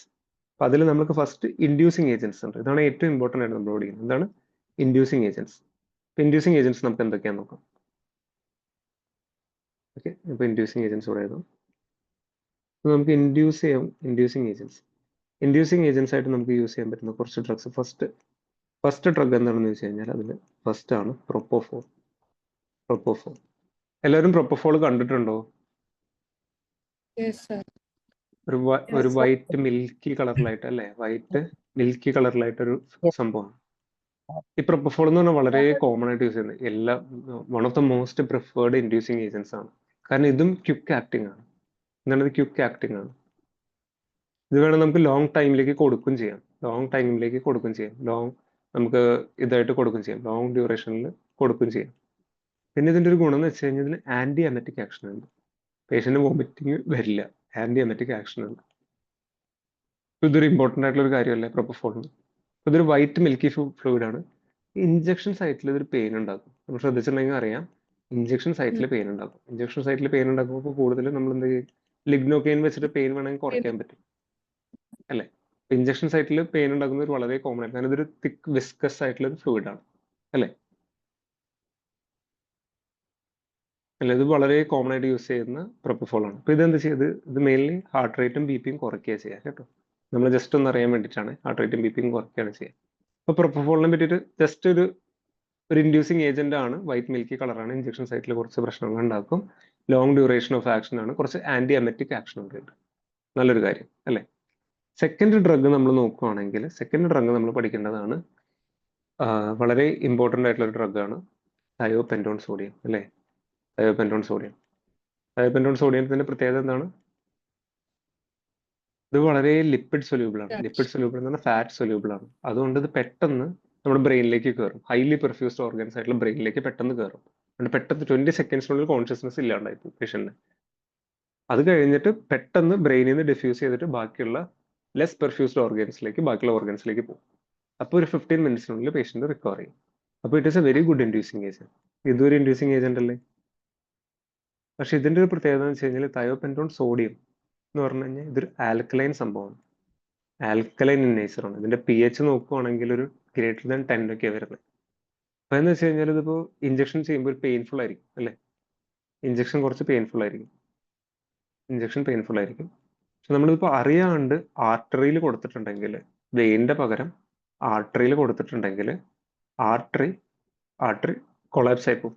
ആർട്ടറി കൊളാപ്സ് ചെയ്ത് കഴിഞ്ഞാൽ കയ്യിൽ കൊടുക്കുവാണെങ്കിൽ കയ്യിലേക്കുള്ള ബ്ലഡ് സപ്ലൈ ഫുള്ള് പോവും. അപ്പൊ എന്തുണ്ടാവും? ഗാംഗ്രീൻ ഉണ്ടാവും. ഗാംഗ്രീൻ ഓഫ് ദ ആംസ് ഉണ്ടാവും. അത് വളരെ ശ്രദ്ധിച്ച് കൊടുക്കേണ്ട ഒരു ഡ്രഗാണ്. നമ്മൾ ആർട്ടറിയിൽ ഒരിക്കലും എങ്ങാനും തെറ്റി കൊടുത്തു കഴിഞ്ഞാൽ പേഷ്യന്റ് ഗാംഗ്രീൻ ആയി പോകും കേട്ടോ. പിന്നെ ഇതിന്റെ ഒരു പ്രത്യേകത വെച്ച് കഴിഞ്ഞാൽ it has A neuro protective effect. ഇത് ചിലപ്പോൾ ചോദിക്കാറുണ്ട് ന്യൂറോ പ്രൊട്ടക്റ്റീവ് എഫക്ട്. ഈ ന്യൂറോ പ്രൊട്ടക്റ്റീവ് എഫക്ട് എന്ന് വെച്ച് കഴിഞ്ഞാൽ എല്ലാ ഡ്രഗ്സും തലയിലത്തെ ഇൻട്രാക്രേനിയൽ പ്രഷർ കൂട്ടുക ചെയ്യുന്നത്. അപ്പോൾ ഒരു ഹെഡിന്റെ സർജറി ചെയ്യുകയാണെങ്കിൽ, തലയുടെ സർജറി ചെയ്യണമെങ്കിൽ നമുക്ക് തലയുടെ പ്രഷർ കുറയ്ക്കണം. അപ്പോൾ ഈ തയോപെൻറ്റോൺ സോഡിയത്തിന് has decrease intracranial pressure. ബാക്കിയുള്ള മിക്ക ഡ്രഗ്സും കൂട്ടുക ചെയ്യുക. ഇത് മാത്രമാണ് ഇൻട്രാക്രേനിയൽ പ്രഷർ കുറയ്ക്കുന്ന ഒരു ഡ്രഗുകൾ. So it is also known as neuroprotective. അപ്പോൾ നമ്മൾ കൂടുതലും ന്യൂറോ കേസസ് ഒക്കെ ഓപ്പറേറ്റ് ചെയ്യുമ്പോൾ തയോപെൻറ്റോൺ സോഡിയം ആണ് കൂടുതൽ യൂസ് ചെയ്യുക. ക്ലിയർ ആണോ? Yes, sir. ഓക്കെ. നമ്മളിപ്പോൾ ഇത് അത്രയും ഡീറ്റെയിലിൽ പഠിക്കേണ്ട. നമ്മൾ പിന്നെ കുറച്ച് പോയിന്റ്സ് പഠിച്ചാൽ മതി. അതായിരിക്കും നമുക്ക് കൂടുതൽ യൂസ്ഫുൾ ആയിരിക്കും കേട്ടോ. ഇനി നമ്മൾ അടുത്തൊരു ഡ്രഗ് എന്ന് പറഞ്ഞു കഴിഞ്ഞാൽ ഈ തയോപെൻറ്റോൺ സോഡിയത്തിന്റെ മെക്കാനിസം എന്തായിരുന്നു?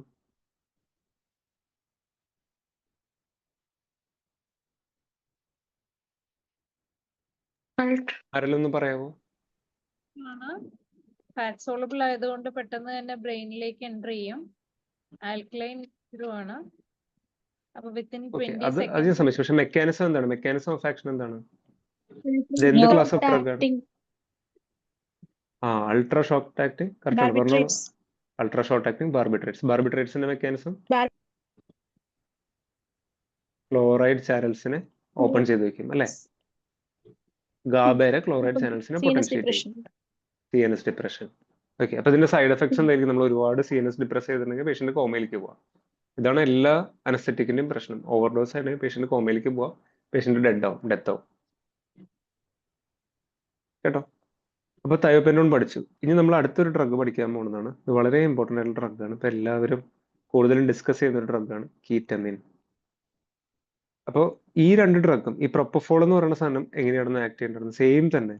ഈ ഗാബയുടെ ക്ലോറൈഡ് ചാനൽസിനെ പൊട്ടൻഷിയേറ്റ് ചെയ്യും. സെയിം ആക്ഷൻ തന്നെ കേട്ടോ, പൊട്ടൻഷിയേറ്റ് ചെയ്യും. അങ്ങനെയാണ് പ്രൊപ്പഫോൾ ആക്ട് ചെയ്യുന്നത്. ഇത് ബെൻസോഡയസെപ്പീൻ ആയതുകൊണ്ട്, ബാർബിട്രേറ്റ് ആയതുകൊണ്ട് ഇതും അതേ ഗാബേരെ പൊട്ടൻഷിയേറ്റ് ചെയ്യുന്നു. പക്ഷേ കീറ്റമിൻ എന്ന് പറയുന്ന സാധനത്തിന്റെ മെക്കാനിസം ഇസ് എൻറ്റയർലി ഡിഫറെൻറ്റ്. കാരണം നമ്മുടെ ഇൻഹിബിറ്ററി ട്രാൻസ്മിറ്റർ അല്ലായിരുന്നു ഗാബ, ഇൻഹിബിറ്ററി അല്ലായിരുന്നു ഗാബ. ഗാബയുടെ ആക്ഷൻ കൂട്ടുമായിരുന്നു എല്ലാ ഡ്രഗ്സും ചെയ്യുന്നത്, അല്ലേ?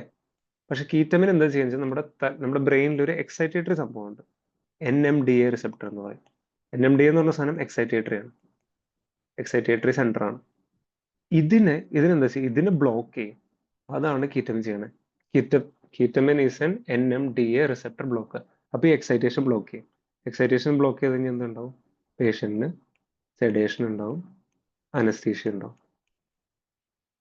മനസ്സിലായോ? ആ സെന്റർ അങ്ങോട്ട് ബ്ലോക്ക് ചെയ്യുക ചെയ്യുന്നത്, എക്സൈറ്റേറ്ററി സെന്റർ അങ്ങോട്ട് ബ്ലോക്ക് ചെയ്യും. എക്സൈറ്റേഷൻ ഉണ്ടാവില്ല, പേഷ്യന്റ് അനസ്തറ്റിസ് ആവും. ഈ കീറ്റമിന് കുറേ പ്രത്യേകതയുണ്ട്. കീറ്റമിൻ എന്ന് പറഞ്ഞു കഴിഞ്ഞപ്പോൾ കുട്ടികൾക്കും നമ്മളിപ്പോൾ എന്താ പറയുക, ഷോർട്ട് സർജറിക്കൊക്കെ പ്രിഫർ ചെയ്യുന്ന ഒരു ഡ്രഗാണ്. എല്ലാവരും കേട്ട് കാണില്ലേ കീറ്റമിനെ പറ്റിയിട്ട്? കീറ്റമിന്റെ ഒരു പ്രത്യേകം ഞാൻ പറയാം. കീറ്റമിൻ കോസസ്, ഇതാണ് എക്സാമിന് ചോദിക്കുന്ന ഒരു point, ketamine causes dissociative anaesthesia. Dissociative anaesthesia എന്ന് പറഞ്ഞു കഴിഞ്ഞാൽ ഇതെന്താണ് എല്ലാവർക്കും ഡൗട്ട്ഫുൾ ഒരു സംഭവമാണ്. ഡിസോസിയേറ്റീവ് അനസ്തീഷ്യ എന്ന് പറയുമ്പോൾ പേഷ്യന്റ് ഇത് കൊടുക്കുമ്പോൾ പേഷ്യന്റ് കണ്ണടക്കില്ല, പേഷ്യന്റ് കണ്ണ് തുറന്നിരിക്കാം. പേഷ്യന്റ് ആക്ച്വലി എല്ലാം കാണാൻ പറ്റും, ഐ മൂവ്മെന്റ്സ് ഉണ്ടായിരിക്കും, എല്ലാം ഉണ്ടാവും. പക്ഷെ പേഷ്യന്റ് ഇതൊന്നും അറിയില്ല. പേഷ്യന്റ് വേറൊരു ലോകത്തായിരിക്കും, അമ്നീഷ്യ ആയിരിക്കും. പേഷ്യന്റ് ഈ പ്രൊസീജിയർ നടന്നു ഒറ്റ കാര്യം അറിയില്ല. പക്ഷെ പേഷ്യന്റ് കോൺഷ്യസ് ആയിരിക്കണ മാതിരി നമുക്ക് തോന്നും. പേഷ്യന്റ് കണ്ണ് തുറന്നിരിക്കും, കണ്ണ് നീങ്ങുണ്ടായിരിക്കും, പേഷ്യന്റ് ഈ സർജറി എല്ലാം കാണുന്നു നമ്മൾ വിചാരിക്കും. പക്ഷെ പേഷ്യന്റ് സർജറി കഴിയുമ്പോൾ ഒന്നും ഓർമ്മയുണ്ടാവില്ല. അതിനെയാണ് ഡിസോസിയേറ്റീവ് അനസ്തീഷ്യ. ഒരു സൈഡിൽ നോക്കുമ്പോൾ പേഷ്യന്റിന് ഓർമ്മയുള്ള മാതിരി തോന്നും, ഒരു പേഷ്യന്റ് നോക്കുമ്പോൾ പേഷ്യന്റ് അനസ്തറ്റൈസ്ഡ് ആണ്. അപ്പോൾ ketamine is one drug that causes dissociative anaesthesia. ഈ ഡിസോസിയേറ്റീവ് അനസ്തീഷ്യ ഉണ്ടായി കഴിഞ്ഞ പേഷ്യന്റ് എല്ലാ കാര്യങ്ങളും മറക്കും. പക്ഷെ ചില ആൾക്കാർ ഈ അനസ്തീഷ്യ കഴിഞ്ഞ് ഏനിക്കുമ്പോൾ, എസ്പെഷ്യലി ഫീമെയിൽസ് നമ്മുടെ ഈ ടെൻഷനും ആങ്സൈറ്റി ഒക്കെ ഉള്ള ഫീമെയിൽസിനൊക്കെ ചിലപ്പോൾ ഹാലുസിനേഷൻസ് വരാം. ചിലപ്പോൾ എന്താ പറയുക, പേഷ്യന്റ് കളർഫുൾ സംഭവങ്ങളായിട്ട് തോന്നാം, കുറച്ച് ഡിസോറിയന്റഡ് ആയ മാതിരി തോന്നാം. അപ്പൊ അങ്ങനെ കുറച്ച് പ്രോൺ ആയിട്ടുള്ള പേഷ്യൻസിന് ഇത് കണ്ടുവരാറുണ്ട്. പക്ഷെ അല്ലെങ്കിൽ ഇതൊരു വളരെ സേഫ് ഡ്രഗ് ആണ്. ഷോർട്ട് വൺ ഡേ പ്രൊസീജിയേഴ്സിനൊക്കെ OP പ്രൊസീജിയേഴ്സിനൊക്കെ യൂസ് ചെയ്യാൻ പറ്റുന്ന ഒരു ഡ്രഗ് ആണ് കേട്ടോ. ഈ എല്ലാ ഇൻഡ്യൂസിങ് ഏജൻസും നമ്മൾ പഠിച്ചത്, എല്ലാ ഡ്രഗ്സും decrease BP and decrease heart rate ആണ്. പക്ഷേ ഈ കീറ്റമിൻ മാത്രം എന്ത് ചെയ്യും, increase heart rate and increase BP. അപ്പൊ ഈ ഹൈപ്പോടെൻഷൻ ഒക്കെ ഉള്ള പേഷ്യന്റ് ഇതൊരു നല്ല ഡ്രഗ് ആയിരിക്കും. This is the only drug in the inducing agents which causes increase heart rate and increase BP. മനസ്സിലായി? ബാക്കി എല്ലാവരും എന്താ ചെയ്യുന്നത്, ഡിക്രീസ് BP യും ഡിക്രീസ് ഹാർട്ട് റേറ്റും ആണ്. ക്ലിയർ ആണോ?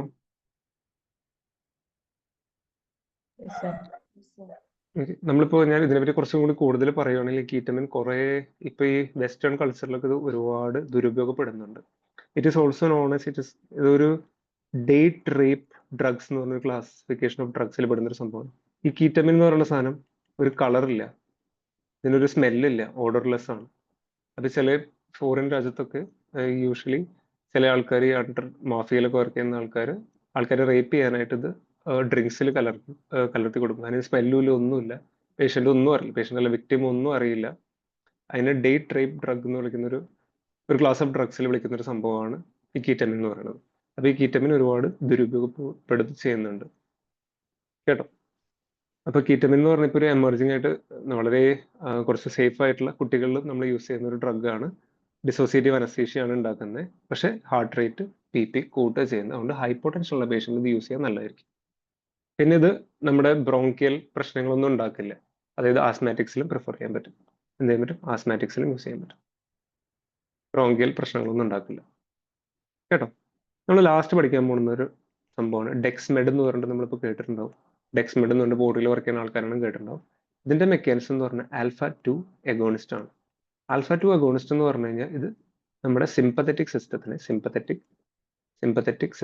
ബ്ലോക്ക് ചെയ്യുന്നു. സിമ്പത്തറ്റിക് സിസ്റ്റത്തിനെ ബ്ലോക്ക് ചെയ്ത് കഴിഞ്ഞാൽ അഡ്രിനാലിനും നോറഡ്രിനാലിനും ആക്ഷൻ കുറയ്ക്കുന്നു.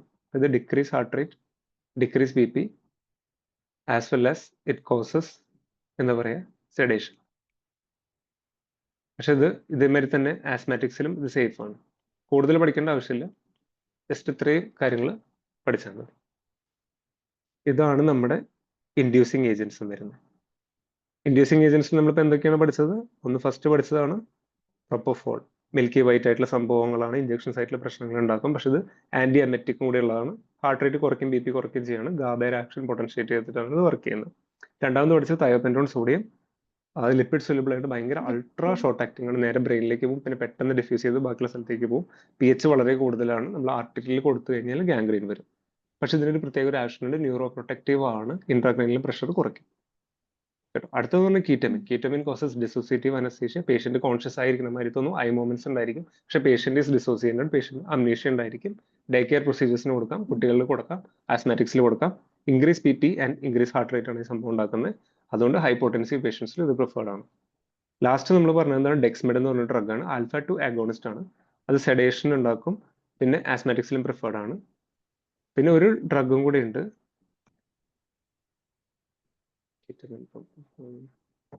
ഈറ്റോമിഡേറ്റ് എന്ന് പറഞ്ഞ ഡ്രഗും കൂടി ഉണ്ട്. ഈറ്റോമിഡേറ്റ്. ഇതും ഗാബയുടെ ആക്ഷൻ തന്നെ പൊട്ടൻഷ്യേറ്റ് ചെയ്യുന്നതാണ്. ഗാബേനെ പൊട്ടൻഷ്യേറ്റ് ചെയ്യും. പക്ഷെ ഇതിന്റെ പ്രത്യേകത എന്ന് വെച്ച് കഴിഞ്ഞാൽ minor fluctuation in BP and heart rate ആണ്. BP ഹാർട്ട് റേറ്റിലും വലിയ ഫ്ലക്ച്വേഷൻസ് ഉണ്ടാക്കില്ല. അതുകൊണ്ട് ഹീമോഡൈനാമിക്കലി അൺസ്റ്റേബിൾ പേഷ്യന്റിന് ഇത് പ്രിഫർ ചെയ്യും. കാരണം BP ഹാർട്ട് റേറ്റിലും വലിയ വ്യത്യാസങ്ങൾ ഉണ്ടാക്കുന്നില്ല. അപ്പോൾ ഓൾറെഡി പ്രശ്നമുള്ള പേഷ്യൻസിന് ഈ ഡ്രഗ് കുറച്ചും കൂടി സേഫ് ആയിരിക്കും. ഇനി നമുക്ക് പഠിക്കാനുള്ളത് അതർ ഡ്രഗ്സ് എന്നാണ്. അതർ ഡ്രഗ്സിൽ നമ്മൾ പഠിക്കാറുള്ളത് എന്ന് വെച്ച് കഴിഞ്ഞാൽ നമുക്ക് വേണമെങ്കിൽ ബെൻസോഡയസെപ്പിൻസ് കൊടുക്കാം സെഡേഷൻ ഇംപ്രൂവ് ചെയ്യാനായിട്ട്. അല്ലെങ്കിൽ നമുക്ക് പെയിൻ റിലീഫിന് വേണ്ടിയിട്ട് നമുക്ക് ഓപ്പിയോയിഡ് അനാൽജസിക്സ് കൊടുക്കാം. Like fentanyl, sufentanil. ഈ ഫെൻറ്റാനിൽ മാതിരിയുള്ള സംഭവങ്ങളൊക്കെ വേദനയ്ക്ക് വേണ്ടിയിട്ട് കൊടുക്കാം. ഈ ഫെൻറ്റാനിലെ മെക്കാനിസം ഓഫ് ആക്ഷൻ ചോദിക്കുകയാണെങ്കിൽ it is a mu opioid receptor agonist. Mu opioid റിസെപ്റ്ററിന്റെ എഗോണിസ്റ്റ് ആണ്. ഇതിന്റെ സൈഡ് എഫക്റ്റ് ചോദിക്കുകയാണെങ്കിൽ ഇറ്റ് കോസസ് റെസ്പിറേറ്ററി ഡിപ്രഷൻ. ഈ ഓപ്പിയോയിഡ്സ് എന്ന് പറയുമ്പോൾ ഇതെല്ലാം മോർഫിന്റെ അനലോഗാണ്. ഇതെല്ലാം മോർഫിന്റെ ബന്ധപ്പെട്ട ഡ്രഗ്സ് ആണ്. ഈ ഫെൻറ്റനിൽ എന്ന് പറയുന്ന സാധനം 100 times more potent than morphine ആണ്. ജസ്റ്റ് ഇത് പെട്ടെന്ന് പറഞ്ഞു എന്നേ ഉള്ളൂ. അതർ ഡ്രഗ്സിൽ ബെൻസോഡയസെപ്പിൻസ് ഉണ്ട്, അത് നമ്മുടെ സെഡേഷൻ കൂട്ടാനായിട്ട്. പിന്നെ ഓപ്പിയോയിഡ്സ് ഉണ്ട്. ഓപ്പിയോയിഡ്സ് എന്ന് പറഞ്ഞാൽ മോർഫിന്റെ പോലത്തെ ഡ്രഗ്സ് ആണ്. അപ്പോൾ മോർഫിന്റെ പോലത്തെ ഡ്രഗ്സ് എന്ന് പറയുമ്പോൾ ഫെൻറ്റാനിൽ എന്താണ്, മോർഫിനെക്കാട്ടും 100 ടൈംസ് കൂടുതൽ പൊട്ടൻഷ്യൽ ഉള്ള ഡ്രഗ് ആണ്. അപ്പോൾ അതിന്റെ മെക്കാനിസം ചോദിക്കുകയാണെങ്കിൽ it is mu opioid receptor agonist. Mu opioid റിസെപ്റ്ററിൽ സിമുലേറ്റ് ചെയ്യുന്നു, അങ്ങനെ പെയിൻ കുറയ്ക്കുന്നു. പക്ഷെ പെയിൻ കുറയ്ക്കുന്ന കൂടി തന്നെ റെസ്പിറേറ്ററി ഡിപ്രഷൻ കൂടി ഉണ്ടാക്കുന്നു. ഇത്രയും ക്ലിയർ ആണോ? ക്ലിയർ ആണ് സർ. ഓക്കെ. ഇത് കുറച്ച് കൺഫ്യൂസിംഗ് ആയിട്ടുള്ള കുറച്ച് ചാപ്റ്റർ ആയിട്ട് തോന്നും, പക്ഷേ ഈ ഒരു മെക്കാനിസം പഠിച്ചു കഴിഞ്ഞതിൽ പ്രത്യേകിച്ച് കൂടുതൽ മെക്കാനിസം ഒന്നും അറിയാൻ ആവശ്യമില്ല. ഒന്ന്, ഗാബ മീഡിയേറ്റഡ് ആക്ഷൻ. മിക്ക ഡ്രഗ്സും ഗാബ മീഡിയേറ്റഡ് ആക്ഷനെ കൂട്ടുന്നു. പിന്നെ രണ്ടാമത് പറഞ്ഞാൽ NMDA ബ്ലോക്ക് ചെയ്യുന്ന ഒരു ഡ്രഗ് നമ്മൾ പഠിച്ചിട്ടുള്ള കീറ്റമിൻ. പിന്നെ അത് കൂടാതെ ഒരു എക്സ്ട്രാ പഠിച്ചൊരു ഡ്രഗ് എന്ന് പറഞ്ഞാൽ ഡെക്സ്മെഡ് എന്ന് പറഞ്ഞ ഡ്രഗാണ്. അത് α2 അഗോണിസ്റ്റ് ആണ്. പിന്നെ ഇൻഹലേഷനിൽ പഠിച്ചു, സെക്കൻഡ് ഗ്യാസ് എഫക്ട് പഠിച്ചു, ഡിഫ്യൂഷൻ ഹൈപ്പോക്സിയ പഠിച്ചു, മിനിമം ആൽവിയോളർ കോൺസെൻട്രേഷൻ പഠിച്ചു. ഇതറിഞ്ഞു കഴിഞ്ഞാൽ നമുക്ക് ഒരുവിധം നമ്മുടെ ജനറൽ അനസ്തെറ്റിക്സ് കംപ്ലീറ്റ് ആയിട്ടുണ്ട്.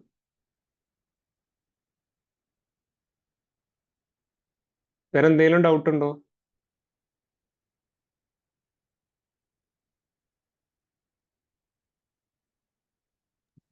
സർ, അപ്പൊ നമ്മൾ ഇൻറ്റുബേറ്റഡ് പേഷ്യന്റിന് മിഡാസിന്റെ ആയിട്ട് ഇപ്പം മോർഫിൻ കൊടുക്കാറുണ്ടല്ലോ. അപ്പോ കുറച്ചുകൂടെ എഫക്റ്റീവ് ആയിട്ട് ഫെൻറ്റാനിൽ കൊടുക്കാമെന്നാണോ? നമുക്ക് മോർഫിനും കൊടുക്കാം, ഫെൻറ്റാനിലും കൊടുക്കാം. അത് ഓരോ പേഷ്യന്റ് അനുസരിച്ച് നമുക്ക് ചോയ്സ് ചെയ്യാം. ചിലപ്പോൾ ഹോസ്പിറ്റലിലുള്ള അനുസരിച്ചിട്ടാണ് പെയിൻ റിലീഫിന് വെച്ചിട്ടാണ് കൊടുക്കുക. മോർഫിൻ കുറച്ചും കൂടി റെസ്പിറേറ്ററി ഡിപ്രഷൻ ഉണ്ടാക്കും. മോർഫിനായിട്ട് നമ്മൾ കുറച്ചും കൂടിയും നമ്മൾ പ്രിഫർ ചെയ്ത് വരുന്നത് ഫെൻറ്റാനിലൊക്കെയാണ്. ഇപ്പൊ പ്രിഫർ ചെയ്യുന്നത്. പക്ഷെ മോർഫിനും കൊടുക്കാം. പക്ഷെ പേഷ്യന്റ് റെസ്പിറേറ്ററി സിസ്റ്റം ഓക്കെയാണ്, റെസ്പിറേറ്ററി അത്ര പ്രശ്നമില്ല. പേഷ്യന്റ് ഇൻറ്റുബേറ്റഡ് ആണ്. ഇൻറ്റുബേറ്റഡ് എന്ത് കാരണം കൊണ്ട് ഇൻറ്റുബേറ്റഡ് നോക്കണം. ഒരുപാട് റെസ്പിറേറ്ററി പ്രോബ്ലം. ഇൻറ്റുബേറ്റഡ് പേഷ്യന്റിന് നമ്മൾ സെഡേഷൻ ചെയ്യാൻ വേണ്ടി വേണ്ടിയിട്ട് മിഡാസ് ആണോ അല്ല മോർഫിൻ ആണോ ഫെൻറ്റാനിൽ ആണോ അപ്പൊ കൂടുതൽ എഫക്റ്റീവ് ആയിട്ട് വരുന്നത്? ഓക്കെ, നമ്മൾ സിഡേറ്റ് ചെയ്യാനായിട്ടല്ല മോർഫിനും ഇതും കൊടുക്കുന്നത്, അനാൽജസിക്സിന് വേണ്ടിയിട്ടാണ്. അനാൽജസിക്സ് എന്ന് പറഞ്ഞാൽ പെയിൻ കുറയ്ക്കാനായിട്ടാണ് നമ്മൾ ഫെൻറ്റാനിലും മോർഫിനും നമ്മൾ യൂസ് ചെയ്യുന്നത്. സിഡേറ്റ് ചെയ്യാനായിട്ട് നമുക്ക് കൊടുക്കാൻ പറ്റുന്ന ICU സെഡേഷന് നമുക്ക് ഇപ്പോൾ കൊടുക്കാൻ പറ്റുന്ന സാധനം മിഡാസോളാണ് നമ്മൾ കൊടുക്കാറുള്ളത്. ICU സെഡേഷൻ ICUയിൽ ഇന്റബേറ്റ് ചെയ്ത പേഷ്യന്റ് നമുക്ക് കൊടുക്കാൻ എളുപ്പത്തിന് മിഡാസോളാണ് കുറച്ച് കൺട്രോൾഡ് മാനറിൽ കൊടുക്കാൻ പറ്റുക. പിന്നെ നമുക്ക് കൊടുക്കാൻ പറ്റിയ ഡ്രഗ് എന്താണ്, പ്രൊപ്പഫോളും കൊടുക്കാറുണ്ട്. പ്രൊപ്പഫോളും നമ്മുടെ ഈ ICU സെഡേഷന് വേണ്ടിയിട്ട് ഇൻഫ്യൂഷൻ ആയിട്ട് കൊടുക്കാറുണ്ട്. മിഡാസോളും കൊടുക്കാറുണ്ട്. അതാണ് പ്രിഫർ ചെയ്യുക. പക്ഷെ അനാൽജസിക് ആണ്. പേഷ്യന്റ് ഭയങ്കര പെയിൻ കാരണം പേഷ്യന്റ് ഭയങ്കര ബുദ്ധിമുട്ടുണ്ടെങ്കിൽ പെയിൻ കുറയ്ക്കാനായിട്ടാണ് നമ്മൾ ഫെന്റാനിലും മോർഫിനും കൊടുക്കുന്നത്.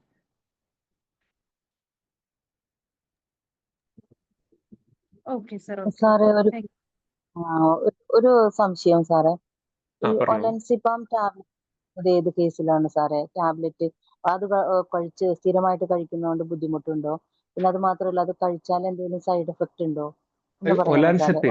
ഒലാൻസെപ്പിൻ വേറൊരു ക്ലാസ് ഓഫ് ഡ്രഗ്സ് ആണ് വരുന്നത്. അത് ആന്റി ഇതാ വരുന്നത്. ഈ ക്ലാസ് ഓഫ് ഡ്രഗ്സ് അല്ല വരുന്നത്. നമ്മുടെ ഈ ഹാലോപിരിഡോൾ അതിന്റെ ഒക്കെ ഗ്രൂപ്പായിട്ടാണ് ഒലാൻസെപ്പിൻ ഒക്കെ വരുന്നത്. പേഷ്യന്റിന് എന്ത് ഡിസീസാണ് ഉള്ളത്? പേഷ്യന്റ് മേനിയാക്ക് ആണോ, അങ്ങനെ എന്തെങ്കിലും പ്രശ്നങ്ങളാണോ, ബൈപ്പോളർ ആണോ, അങ്ങനെ എന്തെങ്കിലും അസുഖങ്ങളാണോ ഉള്ള പേഷ്യന്റ് ആണോ? അല്ല, ഹാലൂസിനേഷൻ വന്നിട്ട് കൊടുത്തതാണ്. ഹാലൂസിനേഷൻ വന്നിട്ട് കൊടുക്കുന്നതല്ലേ? അപ്പൊ അത് വേറെ ക്ലാസ് ഓഫ് ഡ്രഗ്സ് ആണ് ഒലാൻസെപ്പിൻ എന്ന് പറയുന്നത്. അത് സ്ഥിരമായിട്ട് കഴിക്കുന്നതുകൊണ്ട് ബുദ്ധിമുട്ടുണ്ട് സാറേ. ഞാൻ എന്റെ ഹസ്ബൻഡ് കഴിക്കുന്നുണ്ട്. ഞാൻ അതുകൊണ്ടാണ് ചോദിക്കുന്നത്. ഇതിൽ പെട്ടതല്ലെന്ന് എനിക്കറിയാം. ഓക്കെ. ഈ ഒലാൻസെപ്പിന്റെ സംഭവം എന്ന് വെച്ച് കഴിഞ്ഞാല് ഈ ഹാലുസിനേഷൻസ് ഉള്ള പേഷ്യൻസിനും കൊടുക്കാറുണ്ട്. ഇപ്പൊ വിഷ്വൽ ഹാലുസിനേഷൻ ഉള്ളവർക്കുണ്ടാവും, ഓഡിറ്ററി ഹാലുസിനേഷൻ ഉണ്ടായിരിക്കും. പക്ഷെ അതിന്റെ കൂടെ വേറെ എന്തൊക്കെ ടാബ്ലറ്റ് ആണ് കഴിക്കേണ്ടതെന്ന് നോക്കിയിരിക്കണം. ഇപ്പൊ ഒലാൻസെപ്പിൻ കഴിക്കുമ്പോൾ പേഷ്യന്റിന് ഈ സിംറ്റംസ് ഒക്കെ കുറവുണ്ട്. ഈ കുറവുണ്ടെങ്കിൽ അത് കണ്ടിന്യൂ ചെയ്തു. ഇപ്പൊ ലോങ് ടേമിലേക്ക് നമ്മൾ ബ്ലഡ് മോണിറ്ററിങ് എന്തെങ്കിലും ചെയ്യാറുണ്ടോ ഒലാൻസെപ്പിൻ കഴിക്കുമ്പോൾ?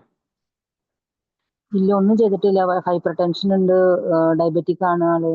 അപ്പൊ സംടൈംസ് ഈ പൾസ് റേറ്റ് കൂടുന്നുണ്ട്. എപ്പോഴും പൾസ് റേറ്റ് കൂടിയിരിക്കുന്നു. ചിലപ്പോ ഒരു തലകറക്കം പോലെ വരും, ജിഡിനെസ് പോലെ വരുന്നു. അപ്പൊ അങ്ങനെയൊക്കെ ഉള്ളത് കൊണ്ടാണ്. ആളിപ്പോ ഗൾഫിലാണല്ലോ.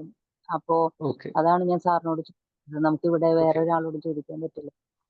പേഷ്യന്റ് ഉണ്ടല്ലോ ഒലാൻസെപ്പിൻ ഒക്കെ കഴിക്കുമ്പോൾ അതിന് ചിലപ്പോൾ ന്യൂട്രോപ്പീനിയ എന്ന് പറഞ്ഞ സംഭവം പറയും. ന്യൂട്രോപ്പീനിയ ബ്ലഡ് ലെവൽസ് മാറാം, എഗ്രാനുലോസൈറ്റോസിസ് അങ്ങനെ സംഭവങ്ങളാണ് കാണാറില്ല. ഈ ഹൈപ്പോ ടെൻഷൻ ഇടയ്ക്കിടയ്ക്ക് വരുന്നുണ്ടോ? ഇടയ്ക്കിടയ്ക്ക് ഹൈപ്പർ ടെൻഷൻ വരുന്നുണ്ട്, ഹൈപ്പോ ടെൻഷൻ ആവുന്നുണ്ട് ഇടയ്ക്കിടയ്ക്ക് ഹൈപ്പോ ടെൻഷൻ ആവുന്നുണ്ട്. എന്തൊക്കെ മെഡിസിൻസ് ആണ് കഴിക്കുന്നത്? BP-യുടെ മെഡിസിൻ കഴിക്കുന്നുണ്ട്. അതില് നമ്മുടെ വാൾസെറ്റാനിൻ, പിന്നെ ബിസോപ്രലോള് നൈറ്റ്, ബിസോപ്രലോള്, പിന്നെ ഗ്ലിമ്മ് ബിഫോർ ഫുഡ്, ആഫ്റ്റർ ഫുഡ്. നമ്മുടെ ഇവിടുത്തെ അപ്പൊ BP കുറയുന്നതാണോ ബുദ്ധിമുട്ട് കൂടുന്നത്? ഫ്ലക്ച്വേറ്റ് ചെയ്യുന്നുണ്ട്, വളരെയായിട്ട് ഫ്ലക്ച്വേറ്റ് ചെയ്യുന്നുണ്ട്, അതാണ് പ്രശ്നം.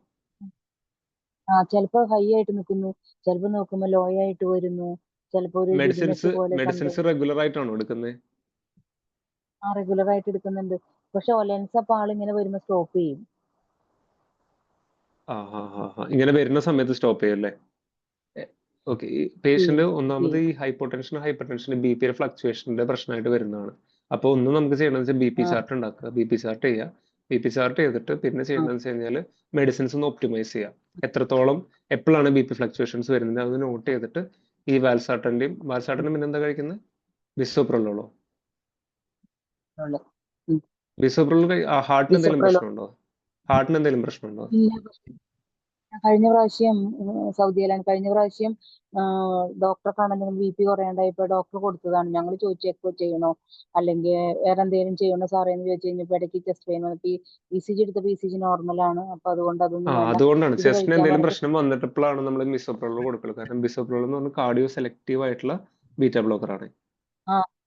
അതെ, അതുകൊണ്ടാണ് ഞാൻ ചോദിച്ചത്. നമുക്ക് ഇത് കഴിക്കുന്നുണ്ട്. ഇത് ആന്റിസൈക്കോട്ടിക് ഡ്രഗ് ആണ് ആക്ച്വലി. ഒലാൻസെപ്പിൻ എന്ന് പറയുന്ന സാധനം ആന്റിസൈക്കോസ്, ഈ ഒരു പ്രശ്നത്തിന് സൈക്കോട്ടിക് ഡിസോർഡേഴ്സ് എന്നാണ് വിളിക്കുക. ഇതൊരു ആന്റിസൈക്കോട്ടിക് ഡ്രഗ് ആണ്. ഇതിന് കൂടുതലും മെറ്റബോളിക് പ്രശ്നങ്ങളാണ് വരുന്നത്. BP ആയിട്ടുള്ള പ്രശ്നങ്ങൾ അത്രയും കാണിക്കാറില്ല. പിന്നെ എന്താ പറയുക, ഇടയ്ക്ക് നമ്മുടെ പോസ്റ്ററിനൊക്കെ ചേഞ്ച് വരിക, സീഷറിനൊക്കെ പ്രോണാണ്. അല്ലാണ്ട് നമുക്ക് BP കുറയുന്ന ഒരു സംഭവം കാണാറുണ്ട്. പെട്ടെന്ന് നമ്മൾ ബെഡിൽ നിന്നൊക്കെ എണിക്കുമ്പോണ്ടല്ലോ, ബെഡിൽ നിന്ന് എണിക്കുമ്പോൾ ശ്രദ്ധിക്കാൻ പറയാം. ഓർത്തോസ്റ്റാറ്റിക് ഹൈപ്പോടെൻഷൻ കാണും. ബെഡിൽ നിന്ന് പെട്ടെന്ന് എണിക്കാൻ പാടില്ല, പ്രഷർ കുറയും. അപ്പൊ അതൊന്ന് ശ്രദ്ധിക്കാൻ പറഞ്ഞത്. അതാണ് കൂടുതൽ ഇതിൽ കാണാറുള്ളത് ഈ ഡ്രഗിനെ പറ്റി. തലകറക്കം പോലെ വന്നത് സാർ. അപ്പൊ പെട്ടെന്ന് ഇറങ്ങരുത്. പെട്ടെന്ന്. പൊസിഷൻ പതുക്കെ മാറ്റിയിട്ട് ഇറങ്ങാൻ പറയാ കേട്ടോ. Sir okay sir, thank you very much. Okay okay, okay sir. നമുക്ക് ഇന്നത്തെ ക്ലാസ് സ്റ്റോപ്പ് ചെയ്യാം. Okay, thank you sir. എന്തെങ്കിലും ഫീഡ്ബാക്ക് ഉണ്ടെങ്കിൽ പറയാം കേട്ടോ. നല്ല ക്ലാസ് ആയിരുന്നു സാർ. ഇച്ചിരി സ്പീഡ് കൂടി പോയോ? സ്പീഡ് കൂടി പോകുന്നുണ്ടല്ലേ? അതെ. അടുത്തോട്ടുന്നിട്ട് കുറച്ചും കൂടി സ്ലോയിൽ എടുക്കാൻ നോക്കാം. Okay sir, thank you. Okay, So much. വേറെ എന്തെങ്കിലും ചേഞ്ചസ് വരുത്തണമെങ്കിൽ പറഞ്ഞോളൂ കേട്ടോ.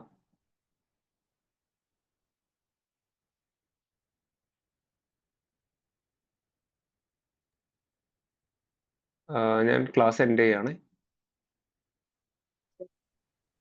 Okay, sir. Thank okay.